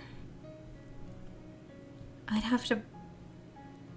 have to rest now and go explore tomorrow. Seems kind of a waste, so I just don't think I'm gonna be exploring this season. And we'll see if my dad even makes it through this season. Okay. What else can we gain again? Where are we at? Oh, we're only at 70. Organization and persuasion. Persuasion wouldn't be bad to work on. And I think that other thing was perception and animals. You know what? It would be nice to clear that animal threshold before my dad dies. I am just very convinced he's about to die.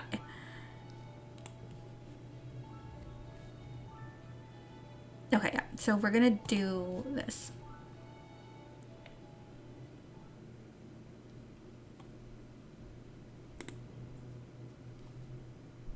When you boarded the expedition's autobus this morning, you didn't know what to expect. It trundled you and the other surveyors a few clicks north to the Prosaic Plains, a high, flat area with cooler weather than your colony. You could barely control your excitement as you watched the landscape change. And now you're here. You're finally old enough for a real survey mission away from the colony. You greet Chief Surveyor Utopia at the depot.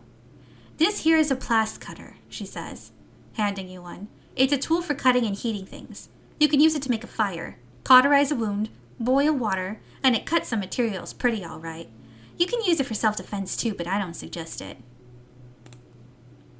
She makes a so-so motion with her hand. This is a quiet area, and what we're doing, we're not supposed to be in danger. We're just going to be taking notes and pictures, keeping track of all the flora and fauna we see.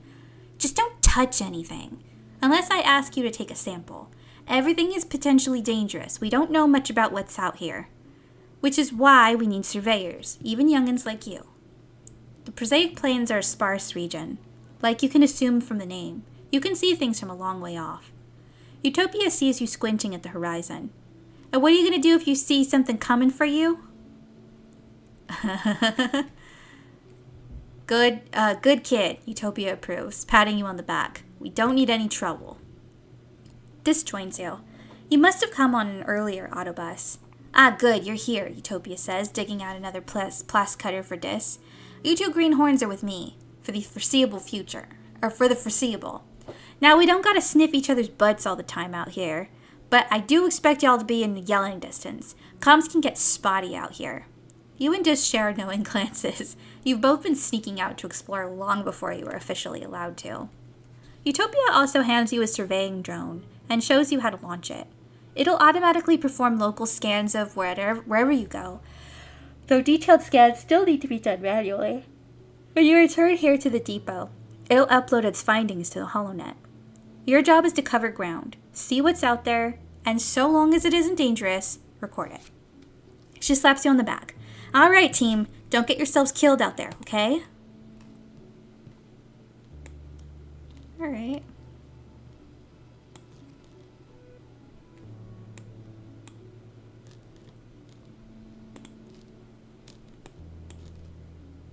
Okay, we can't grab that because it's all the way over there.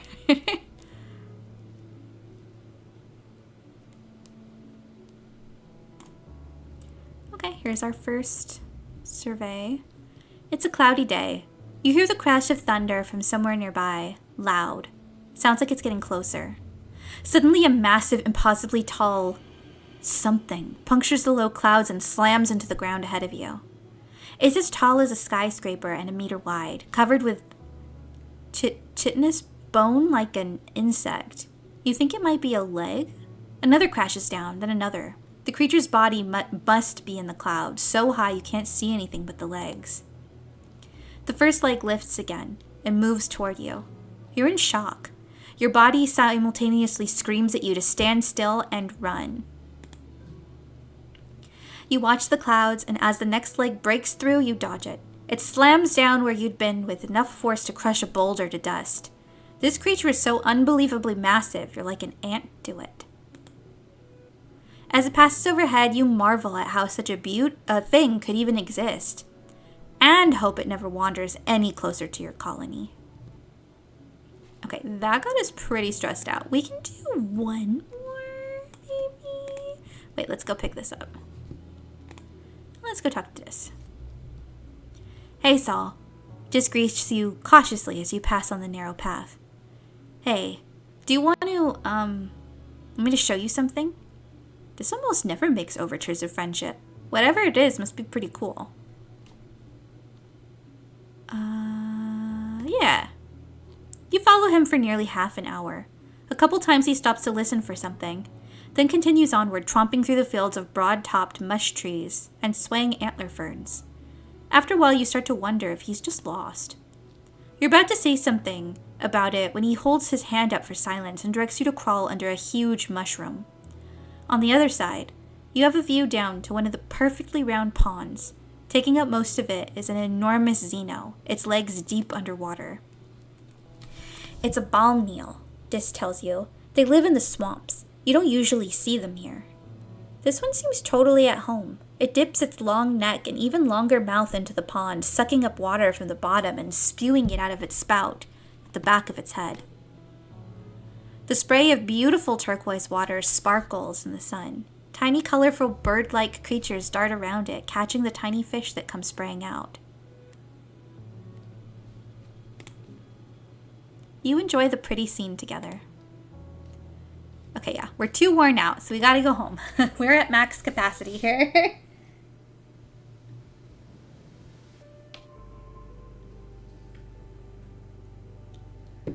Okay, so we got some good perception, and we also got some more animal points.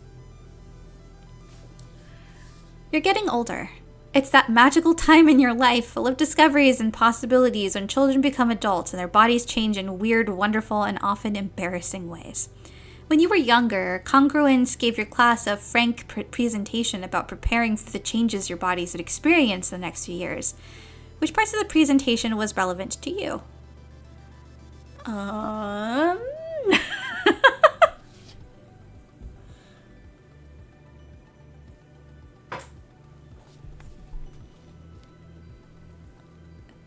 That's a weird question for me to pick right now. It's really weird seeing it like collapse down to these four pieces of information.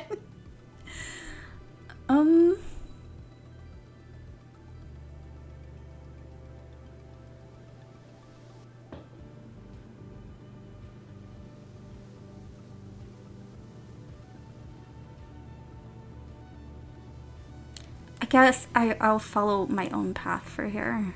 You and your friends giggled your way through Congruence's presentation and left with a new appreciation for the wonders of the human body. Puberty had felt like something that would happen so far in the future that it didn't apply to you.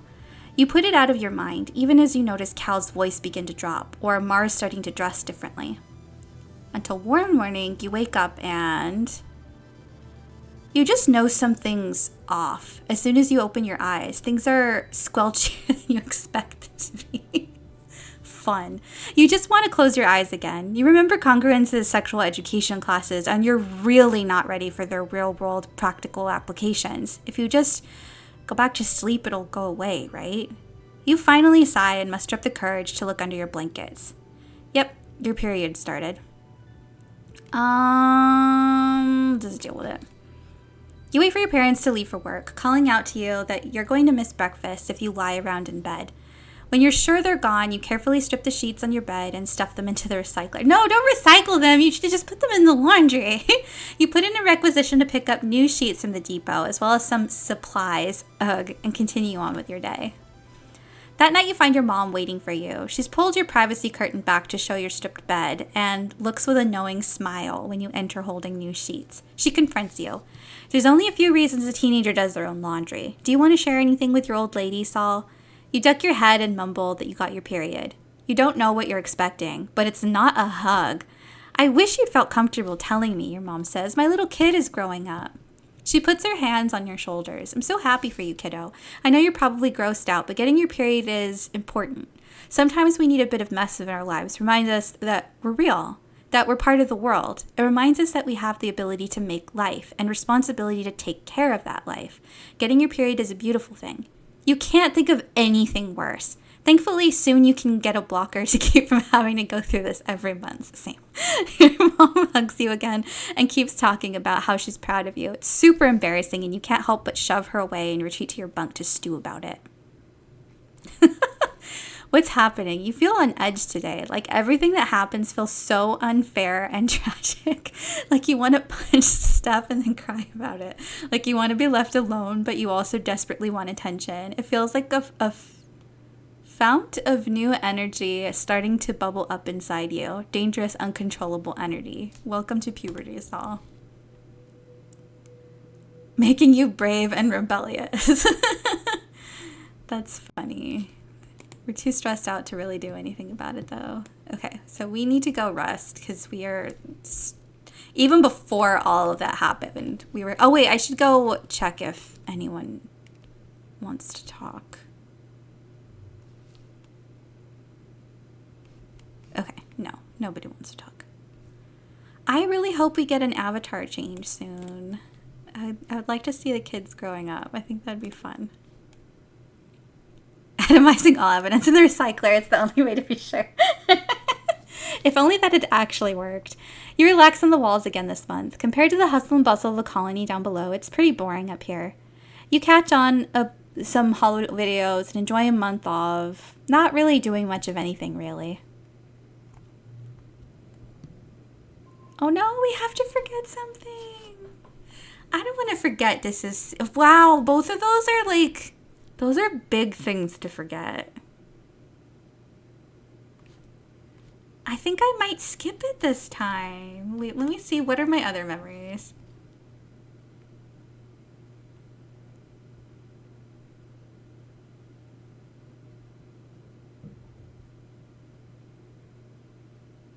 Tutu is pretty solid, to be honest.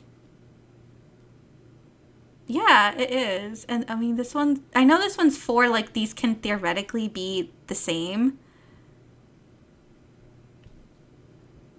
But this happened so recently, it wouldn't make sense to forget it. I'm not playing the game the way that it's encouraging you to play it.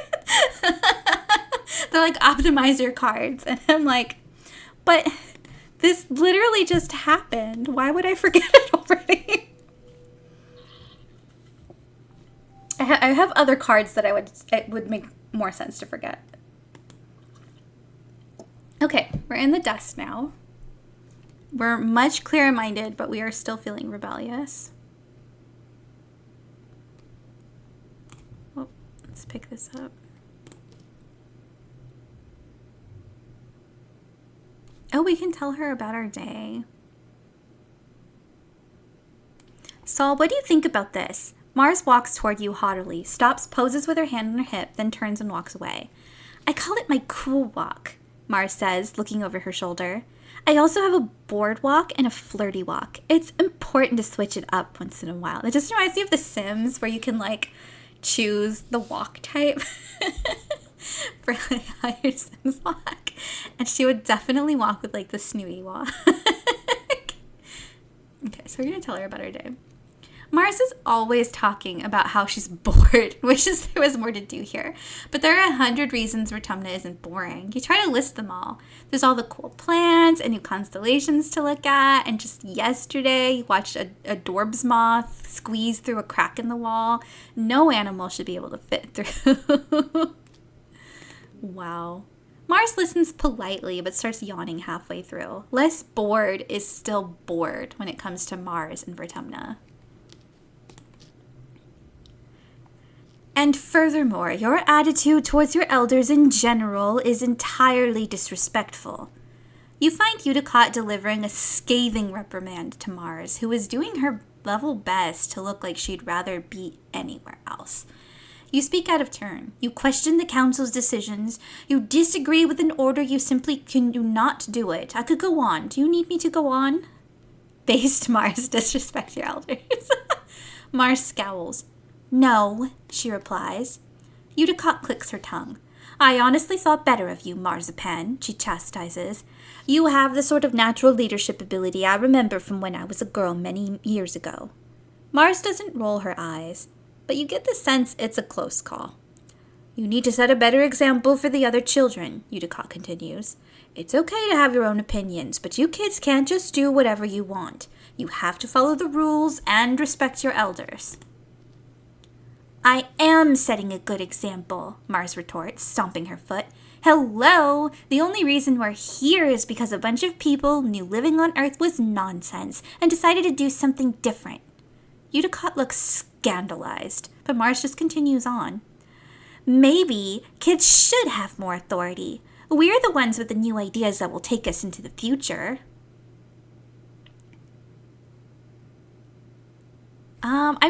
Okay, I know, like, sometimes, like, countering Mars is good, but in this case, definitely agree with her.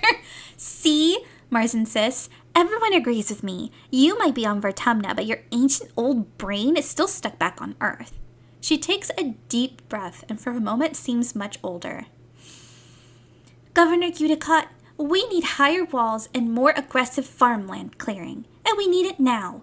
Are you here to stay on this planet, or will we just sit around until the jungle swallows us back up? Udicott's mouth opens and closes a few times.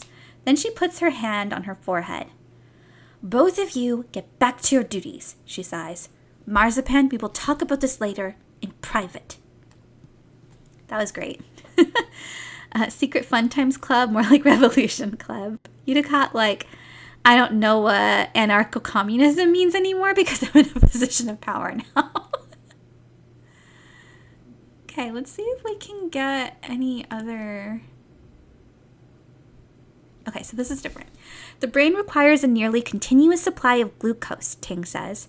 Glucose is commonly found in foods we register as sweet, which is why humanity has evolved to crave foods that are high in sugar. Tang looks up from her holopad with a thoughtful look. I have very little desire for sweetness, she muses. Does that mean my brain is more efficient than that of other humans? Okay, so she's the one who doesn't like cake. We can study with her now. You and Tangent sync your hollow palms and play a game together where you race to assemble chemical compounds using a simple programming language. Tangent is a whiz at it and breezes through the levels, barely breaking a sweat. You can tell she's hiding a smile when she looks over your shoulder to help you with a particularly tricky algorithm.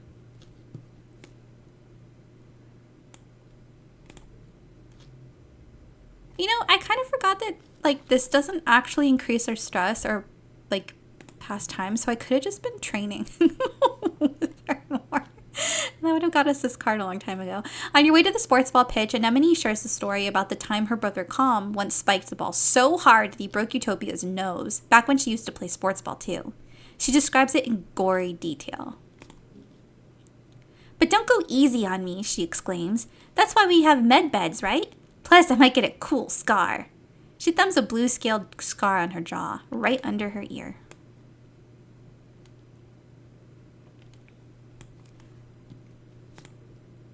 Okay, I don't think... Oh, no, we do have. What's up, Saul? Want to help? I got a lot of seeds to get in the ground.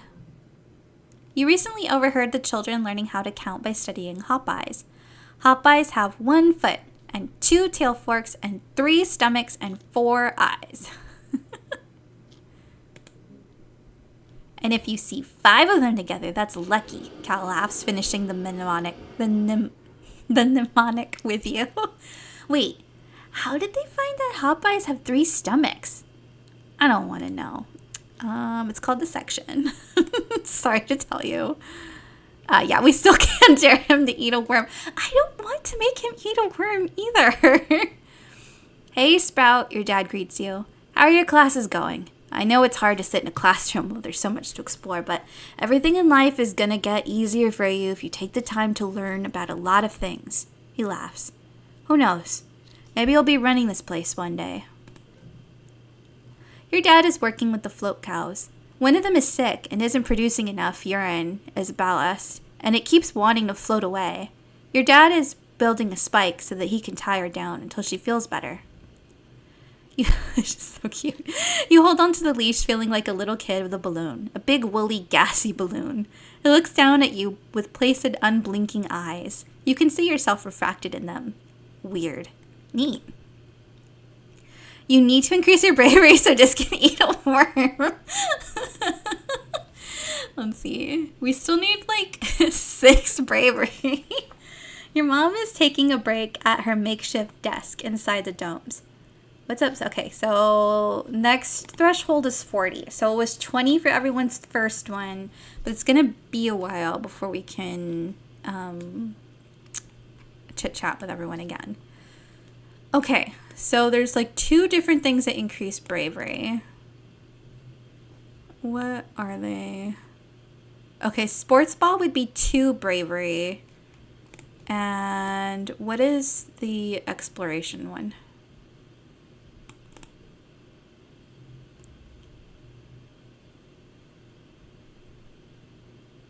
That's also +2. All events have respawned. Okay. I mean, I think leveling our perception is a little bit more interesting than our toughness. Okay, yeah, let's do this. They've respawned for the year, so...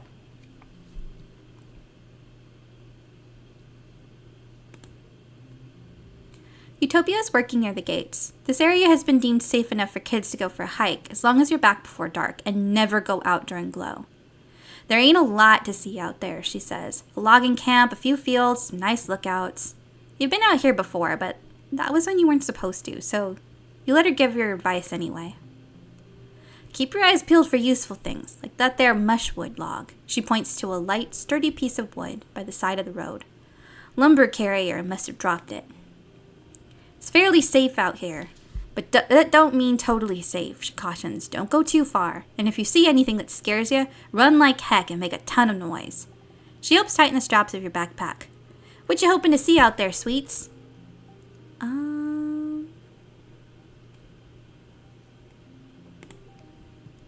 Right on, Utopia says. patting you on the back. Spoken like a true explorer. Keep your eyes and ears open. You might learn something. Things grow pretty wild out there, she continues. If you've picked a place clean, give it a year. Bet it'll look like you were never there at all.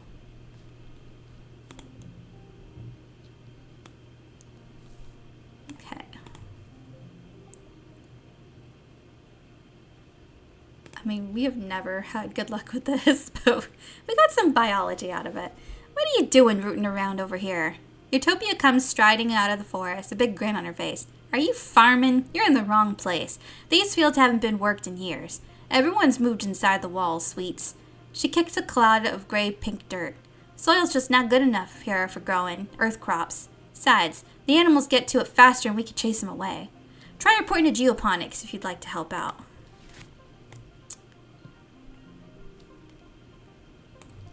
Oh, wait, I don't think we've seen that. Okay, that's a flower.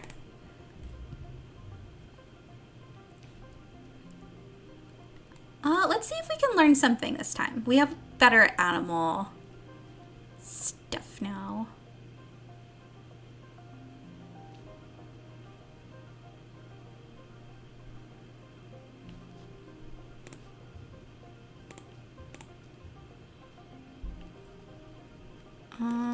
Would that still be better? That would take that to a... This is an 11. This would be a 12. Those kind of just cancel each other out.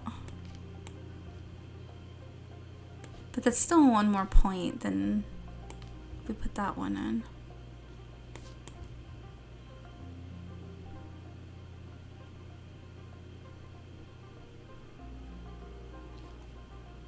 I think I'll go with that for now.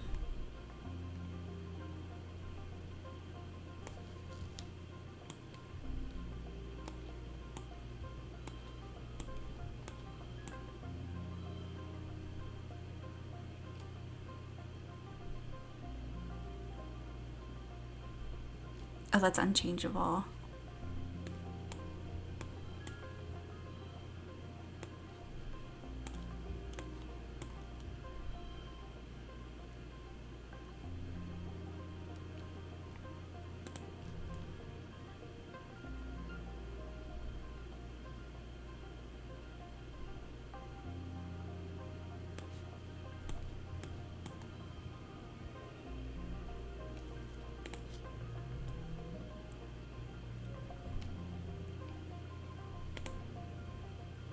You stop trying to get past it and just listen.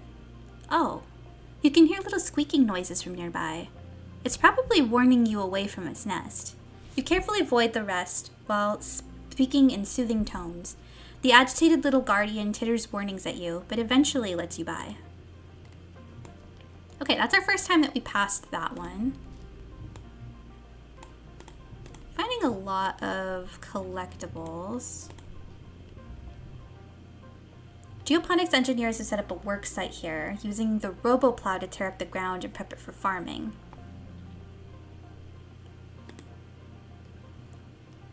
You stroll up to the farmers with a wave and take a closer look at what they're doing. They ask if you want to help.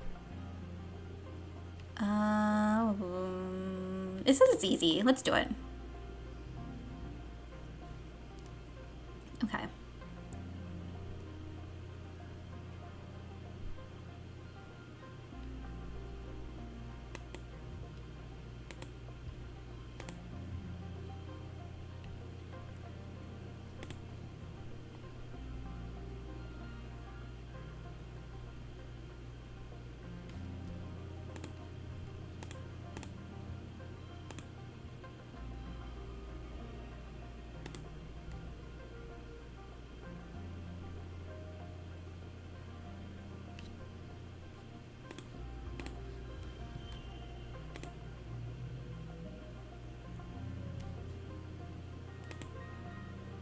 You feel invigorated, and you learn a little more about farming.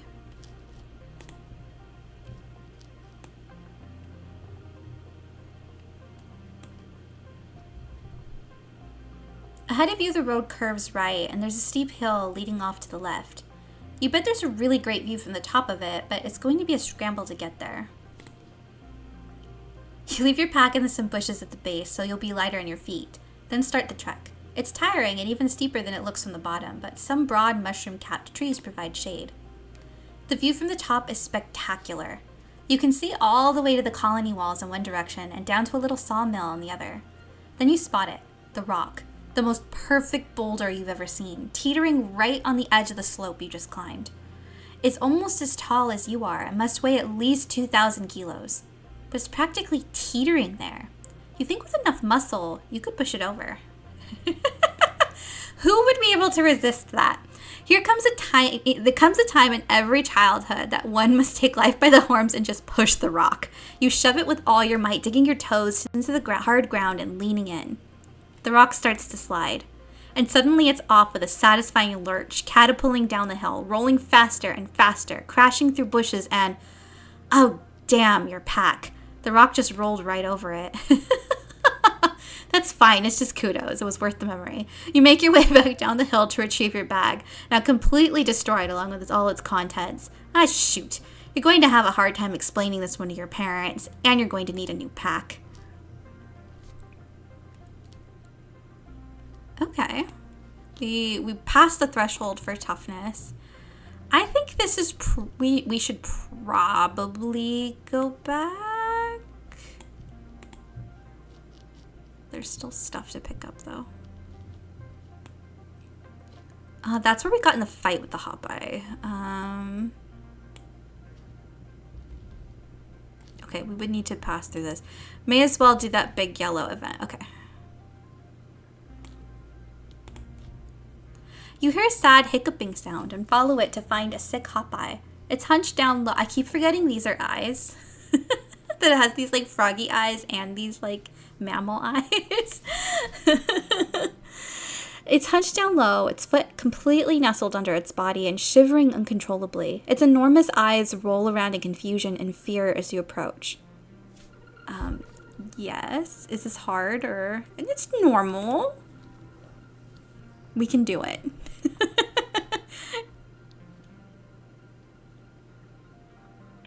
Oh, I see.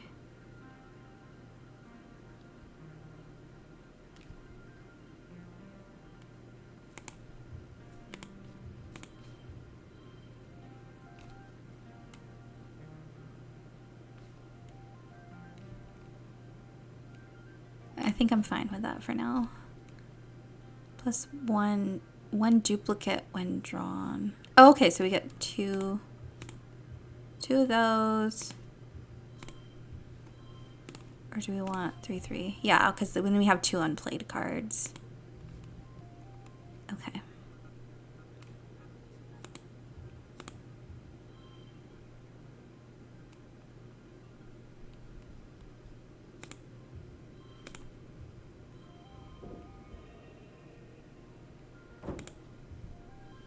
Did that get us there? Yay! We have a pet! The Hopeye hisses and tries to bite you. Oh, it's Pumpkin. It doesn't want to be touched. You throw your jacket over it, then carefully pick it up and put it in your pack.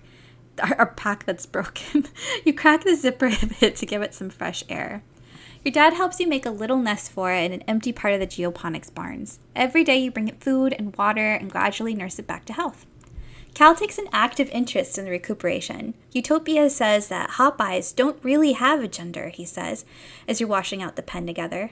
Or maybe she said they're both, and they're really social.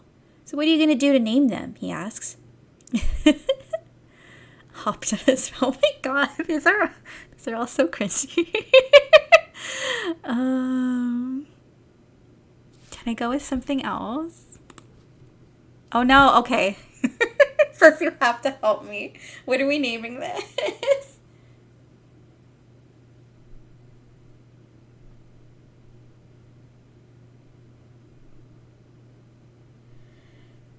I have no idea. Oh no.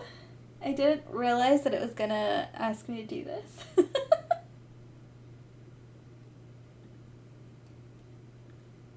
I don't know if you're still there, Aria, and if you have a punny hop name to recommend to us.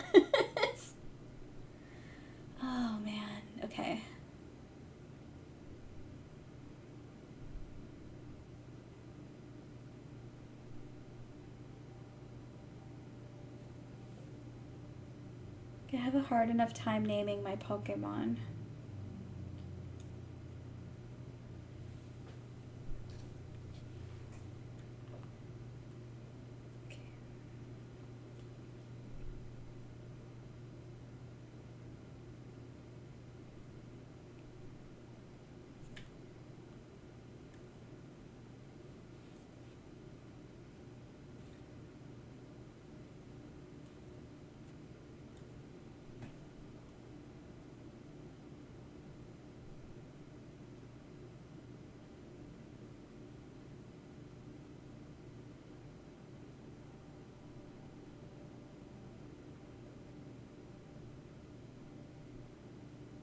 I'm like frantically Googling ideas.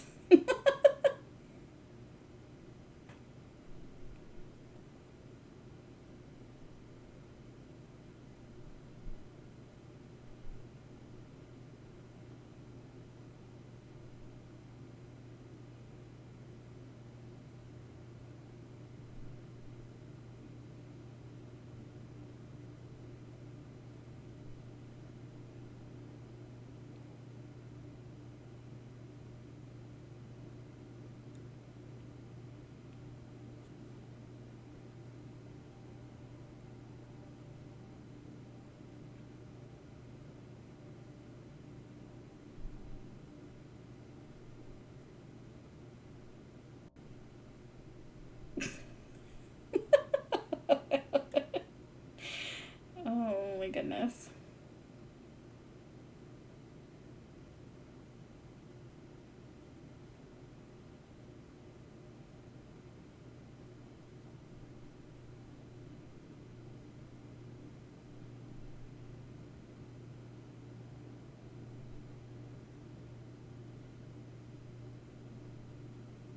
What would you name a one-legged, four-eyed rodent thing? I have no idea. I've never been in the situation where I needed to do that.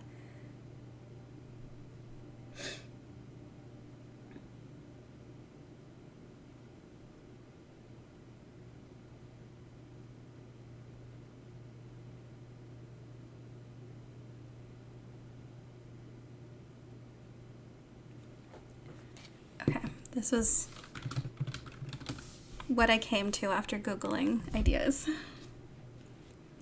Cal offers the Hop-Eye a piece of bobber fruit. Cute! Hopsard plucks the fruit from Cal's hand and hops into your lap to snuggle down and nibble on it. Cal snaps a photo with his hollow palm and shares it, captioning it Friends for Life. One less stress, plus one bond pair. Oh, that's so cute. Spent the month exploring. Okay. We're still not brave enough. We need 4 more bravery. We'll get there eventually. It's Vertumnalia. Time for speeches, games, and feasting. You stare hungrily at the feast table. Sure, it's mostly soy rations, but it's still more food than you usually see at one time. This year, though, there's something new. Great big tureens of glowing beans. Weird. You try to sneak some food before the speeches start, but Chief Engineer Instance catches you and smacks your hand away. Your mom gets really mad at her, and it causes a huge yelling match. Your dad directs you away from the table as Instance blames your mom for the way things are right now, whatever that means. Your dad passes you a soy sweet to keep your tummy busy during the speeches. He's the best. Governor Udicott takes the stage and manages to calm everyone down. Welcome everyone to our 4th Vertumnalia celebration, she says, speaking through a maxophoner. That's good. If you clear Vertumnalia, it should wipe most of that stress. Yeah, we can do it. Like, we did the creativity one pretty easily last time, so I'm not too worried about it. I'm proud as always to stand before you as your governor, and to celebrate another year of peace and prosperity on this beautiful planet. Udicott steps aside, wobbling a little as she walks. Oh. A wobble? She's gonna die. Your mom steps forward. This year's feast includes a new glow-in-the-dark food. Pixie beans are our first domesticated Vertumnan crop. The crowd applauds, and your mom raises her hands. Credit goes to Geranium. He insisted we dedicate a third of our field to them. So you'll have him to thank for the light show in your toilets tonight. That's gross. Thanks. Thanks to that visual. A smattering of laughter ripples through the crowd. Your dad chuckles nervously. Your mom's smile fades. As you know, we lost our hydroponics and microbial soil during the wormhole accident, she says. These pixie beans will make up for losses we faced with our earth crops. Udicott's weedy voice rattles through the maxophoner. Thank you, everyone. Let's get on with the games. Crowd packs away the chairs as the children gather to the square. Okay, so we just need to be at a 20 or higher. Creativity is at 31. I think that's the highest. Toughness, toughness is actually at 33, but I don't think that's really what Saul would enter into. So we're gonna do our quad draft. No, we're gonna do the talent show again. That's where Mars and Dis are, and those are kind of the people we've been hanging out with lately. Dis and Mars are your competitors for the talent show. Dis is up first, and he stomps on stage wearing a silly top hat and cape, waving a magic wand. He introduces himself as Dis the Destroyer of Reality and tells everyone to step back because he's going to pull a Hop-Eye from his hat. He takes his hat off his head, and a very surprised Hop-Eye falls out and boings away in the crowd. Predictably, this upsets Dis, and he flees the stage in embarrassment. Oh my god, it never goes well for him. Oh boy. Mars takes the stage next and launches into an incredible lip sync performance, complete with holographic fireworks at the end. Passing you as you go to take your place on stage, she sticks her nose in the air and wishes you luck following that. It's your turn. What do you do? Oh my god. If we try to upstage her with a lip sync, how mad would she be? It's also just so petty. But juggling honestly doesn't sound that interesting. You know, I sure hope the novel consumption of Xenoflora has no unexpected side effects. Stop. Oh my gosh. We're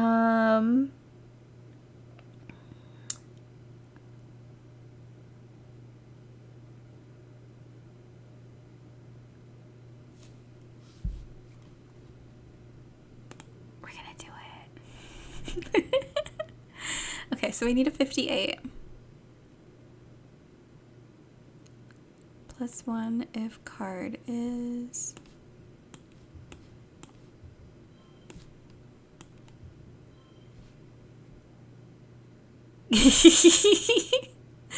I really couldn't. -2 neighboring. Okay, so if we have these cards, but we don't have any of those this time. Oh, okay.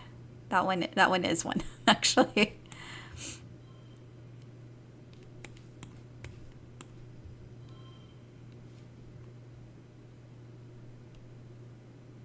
Rainbow counts as all. Okay, yeah, I forgot that it is kind of a wild card.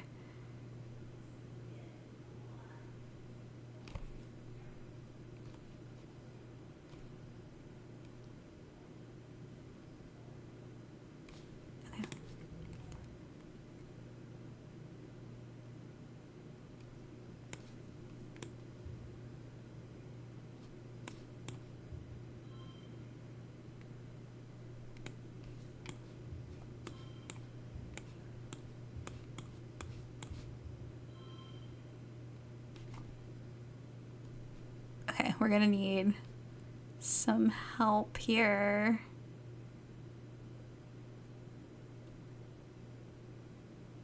Can I add this to that one? If you swap the 2 5s around. Oh yeah, because that becomes a red card. Okay. Yeah, we're good with that.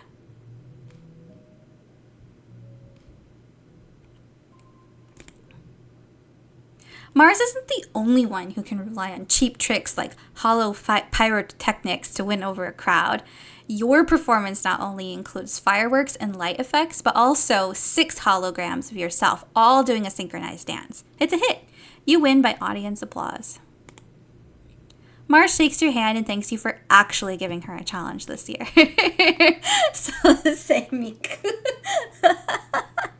Set Neighbors is very powerful when boosted. Yeah, I don't want to lose that card. Finally, it's time for the feast. The pixie beans are a hit. Your parents keep touting their many benefits. They grow well here, they're super nutritious, taste great, they're very versatile, and kids love their bright multicolored glow. Your rumbling stomach has made you grouchy. Your parents won't let you eat until they finally stop bragging about their dumb beans. You consider the options. Pixie bean soup, pixie bean salad, pixie bean chili, even pixie bean aquafaba dessert. Everything glows in the evening twilight. You sullenly shove your pixie bean everything around on your plate. You don't even want to eat them anymore. Stupid beans, stupid feast, stupid games, stupid everyone. Ugh. Every time someone turns to talk to you, especially about how great these beans are and how great your parents are for growing them, you just get more irritated. They're just beans. It's like they love these beans more than they love you. You're probably just hungry. Okay, but see, this is like a rebellion versus loyalty, like, thing. I mean, they are just hungry, but they've been kind of escalating in terms of how annoyed they are, so... Yeah, who needs to have to eat a bunch of stupid glowing gimmick beans? You're not they're not the boss of you. You get to decide what goes in your body. Your dad is amused, but your mom isn't as forgiving. Eat your food, Saul, she says sternly. We worked hard to make this food for you. Oh no, I don't care, or did I ask? Wow, both of these are rude.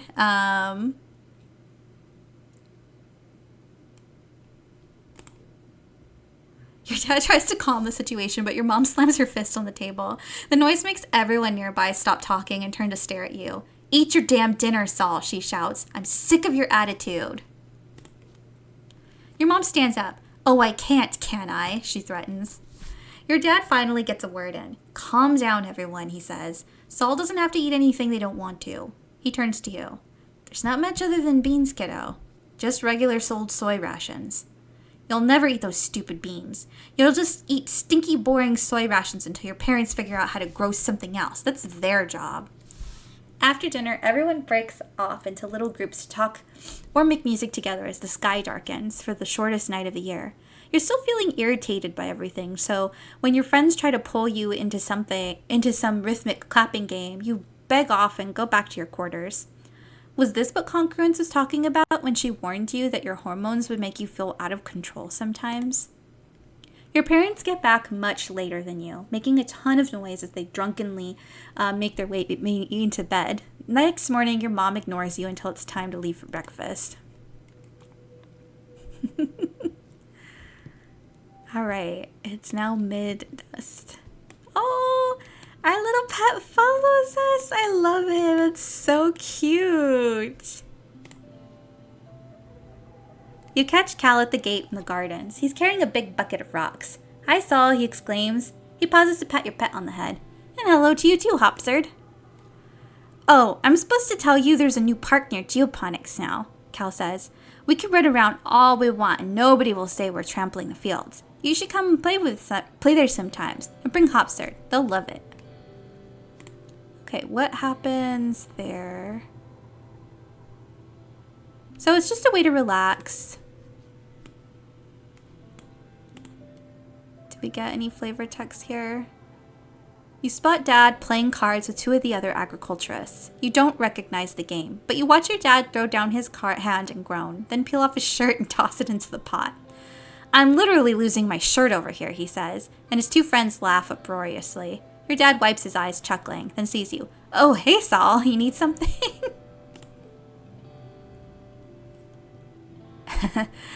Your mom passes you a soy ration bar from her pocket. Here, Saul, eat up. You need your strength. Dis is fiddling with the toggles on his jacket, watching the comings and goings of expeditions. I want to go with them, he mumbles, but not with them, you know? I just want to be alone in the wilderness for a while. A little smile plays across the corner of his lips. It sounds nice.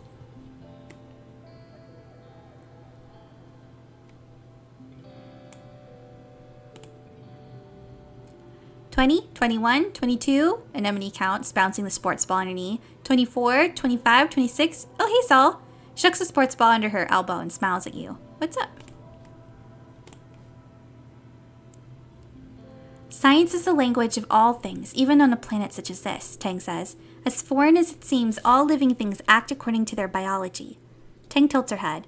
And as biology is simply applied chemistry, which is simply applied physics, this means anything that is observable and many things that are not are governed by the rules of mathematics, which are as elegant and as constant as when the universe began.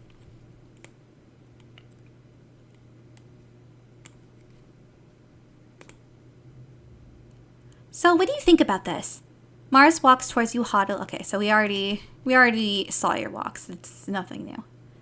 All right, since we just unlocked this, let's go ahead and rest in the geoponics park. You and Cal walk through the park, a special place set aside for growing ornamental plants from Earth. It was grown from a precious seed bank preserved over 20 years aboard the stratospheric before your mother started planting here on Vertumna. Almost nothing here is grown for food, though many of them are technically edible. It's so green here, Cal says, stopping to smell a bush of fist-sized red flowers with velvety petals. Wow, they smell so sweet. It's so peaceful. Cal breathes deep, a funny smile on his face. It really is.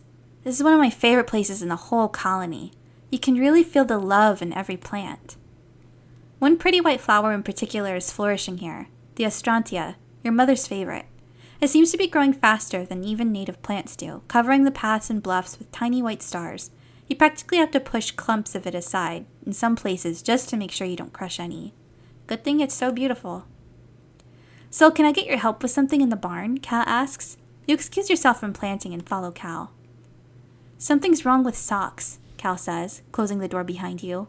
She won't eat and she cries all the time. You look into Socks' crate. She's almost too big for it now. Even curled up in a ball, she raises her head and peeps miserably at you, then curls even tighter, her bulbous antennae drooping. She looks paler, right? Cal says, coming up beside you. And she's always sleepy and cold. I don't know what to do. She won't eat leaves anymore, or anything else I bring her. Potatoes, corn, wheat, beans. She just chews them and spits them out. He points to the lid on the box. She's been chewing on her box, too. He says, I'm worried she's going to chew her way out and escape while I'm not here. Cal rubs Socks under her chin, but she barely responds to his touch. You've been outside the walls, right, Saul? Have you ever seen any animal like Socks, full-grown ones? What do they eat? Thank you, Saul, Cal says, sighing as he closes the box. I'm really worried. Okay. Aww.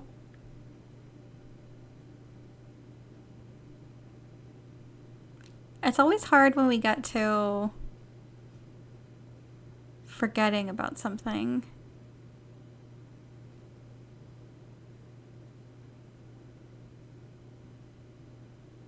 Guess you gotta expedition to save Socks.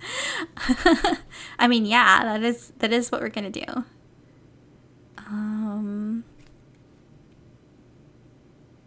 See, I like this one because it's a wild card. But we just learned this, but it was just a school day. It is a 3, which is nice, but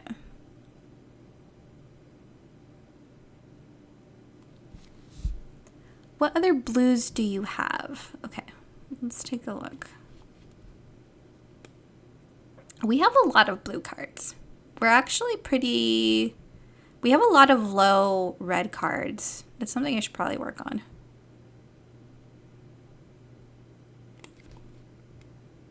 Yeah, so I think it's okay if we were to lose this one.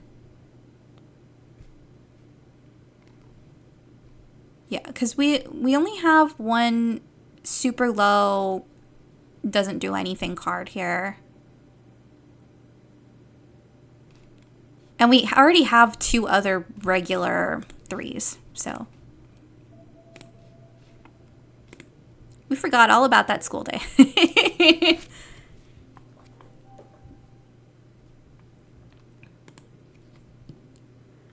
Okay, we can do 10 more minutes. Oh, I got an achievement for petting my pet. You're so cute.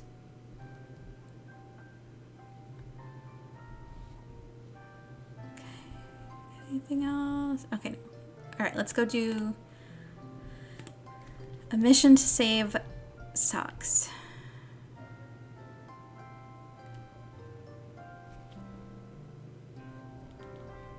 Do either of these count? I think we want to survey the plains, right? Because that's...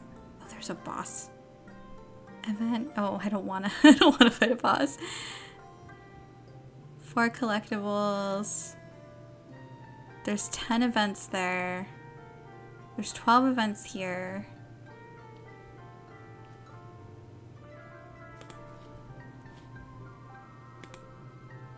I forget what socks even looks like. It's not a float cow.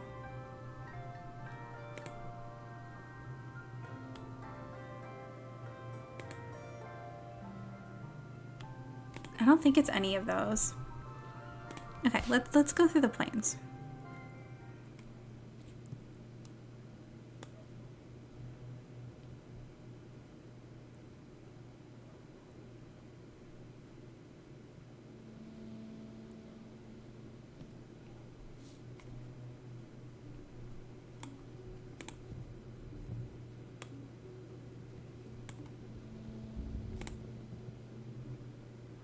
Spark snow is driving down and visibly is poor. You can barely see your hand in front of your face.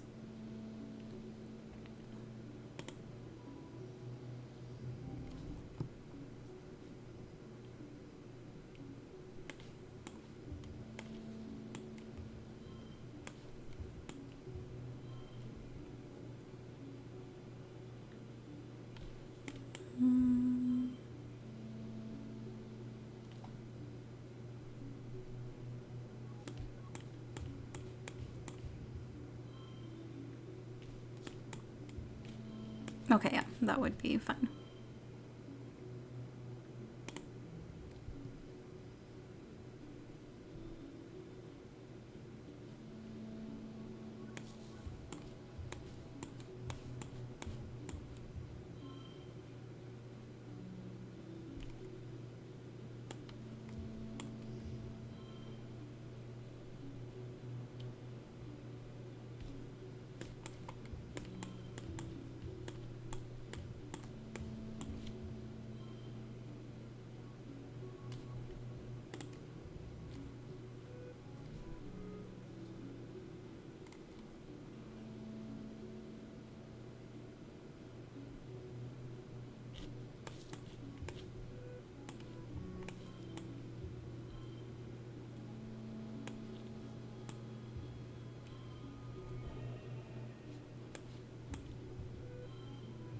Okay, no matter what, that doesn't really take us to the...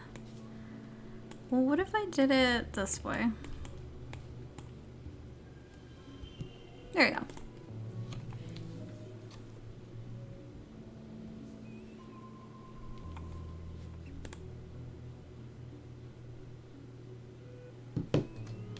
You keep putting one foot in front of the other, relying on wayfaring and a fair bit of luck to make your way through. But you see something inexplicable. You squint into the driving snow, but all you see is white on white on white, and the slightest hint of movement. It doesn't even look corporeal, almost like a cloud, like the snow is coming from it. It's impossible to get a closer look. You pull your collar tighter against the storm and move on.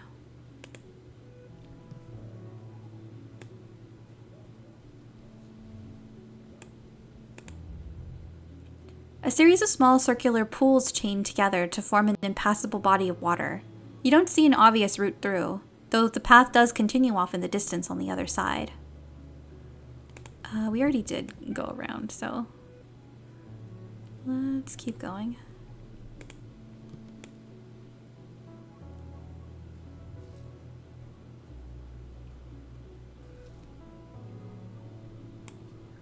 Ooh, this is new.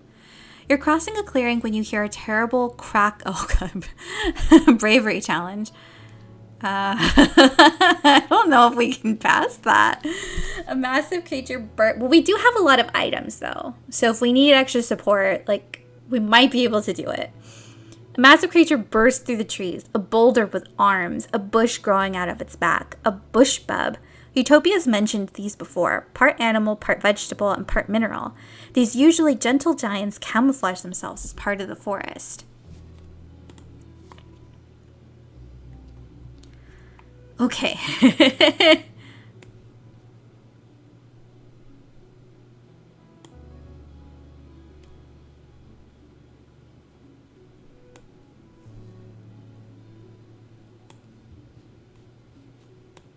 Oh, all become one. No, we don't want that.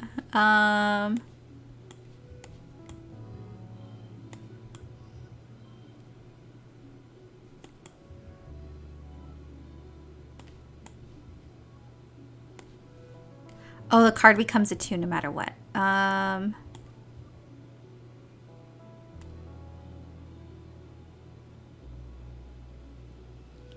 cards over there become a 1. Oh my god, this sucks.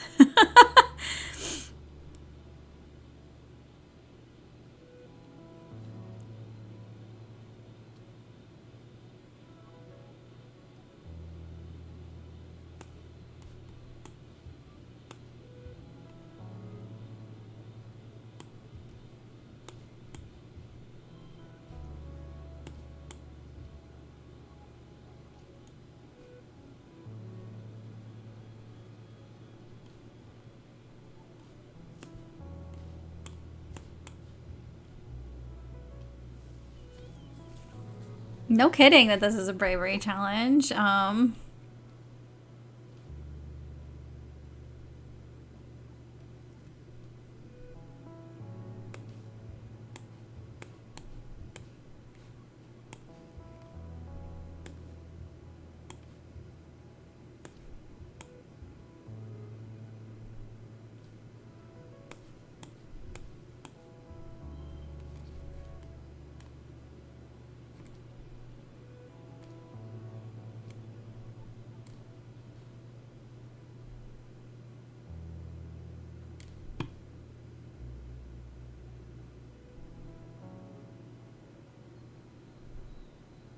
I mean, I have so many that I'm like...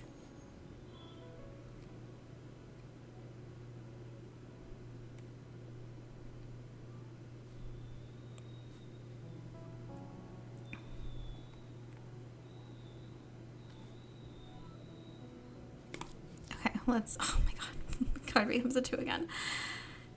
Okay.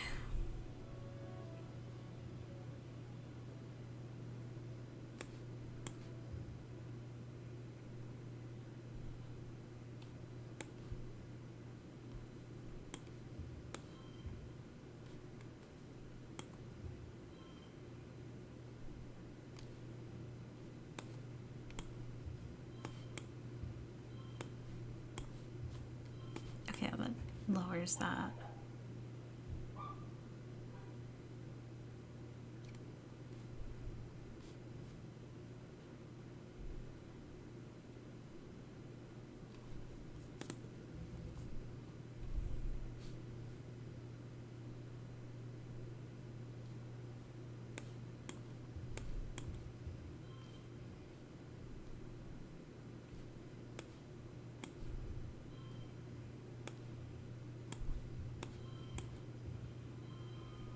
Oh my god, we barely did it. Wow. The brave babies did it. The creature pounds past you, its powerful stone-like gorilla arms smashing the ground. It doesn't even seem to see you, and goes around you without even looking at you. You look around, but there's no sign of whatever motivated the bush bub to run so fast. At least that's something to be grateful about. Okay, well, we're not very stressed. We can keep exploring.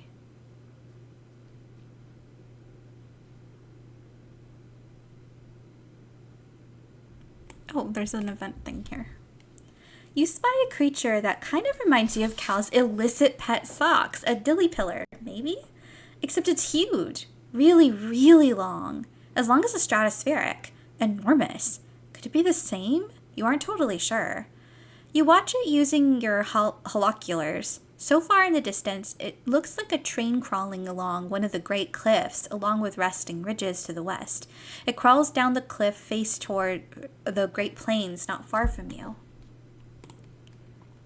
It sniffs around the base of the cliff for a long time. The cliff is made of sparkling, iridescent rock, almost the same shimmer as the dilly pillar's scales. Pretty. The dilly pillar starts to eat something. You can't quite see what from so far away. It seems to be eating something that grows in the rocks. It grazes for nearly an hour, then crawls back up the cliff face and disappears, heading west. You take diligent survey notes, but you have another motive. Whatever this creature was eating, maybe Socks needs it too. After it leaves, you investigate the base of the cliff where it had been. There are some scrubby grasses growing there that seem pretty common. You grab a few handfuls of these and a flower you've never seen before, orange and kind of lumpy. You uproot a few of these as well to bring back to Socks. Better bring these to Cal. Alright, we got what we came here for. Let's do one more thing. The water in this pond is a slightly greener color than you're used to seeing. It smells sweet, but kind of acidic too. Odd. Okay, identifying it would be better than just drinking it. You collect a sample to analyze, then hide yourself under some large mushroom to watch the local fauna come and go. The smaller creatures sniff the water but leave without drinking. Then a massive balneal photosynths lumber over, lifts a leg and... oh. This pond must be where balneal photosynths mark their territory. It's a good thing we did not drink that. Yes, it's literally brimming with balneal piss. Good thing you didn't try to drink it. Ew. Alright, last thing. At the edges of one of the circular ponds, something sparkling catches your eye. Well, everything around here sparkles, but this really catches your eye. The water in the little lake is deep and milky, though, and you can't see the bottom. It's completely still. Almost too still, and so perfectly circular. You remember you've been warned about getting too close to these pools. Let's wait and observe. You stare at the perfectly still, milky water for several minutes. You think you might see something moving in its depths and shift to get a better view. Nothing. Maybe it was just the reflection of a cloud. When you feel ready to approach, you look for the sparkling object again but can't find it. Was it just sunlight glinting in the snow? Oh well. Alright, so we're gonna head back now. I don't know if I have to walk all the way or if there's like a quick way to go home.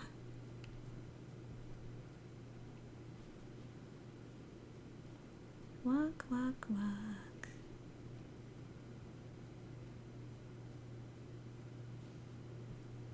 Come on, Upsard.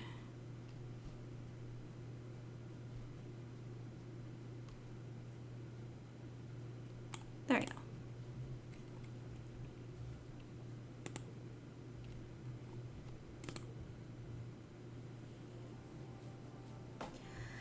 We're back. We gained 4 perception, plus 2 for animals.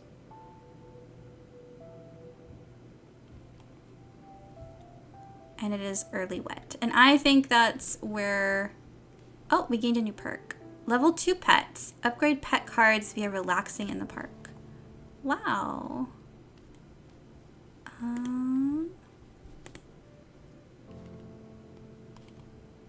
Okay, we can't... I want to unlock new perks here.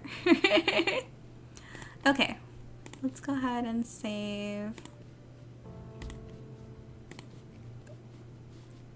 And change to our stream ending sign. All right, nobody died, right?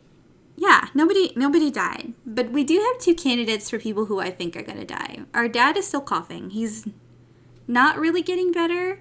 It's kind of being presented as though it's a seasonal thing, but each time we get back to pollen, it seems like it's getting worse. So I think it's possible he might not make it.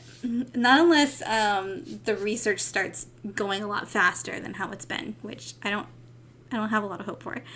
And then Governor Udicott also started wobbling, and she's old.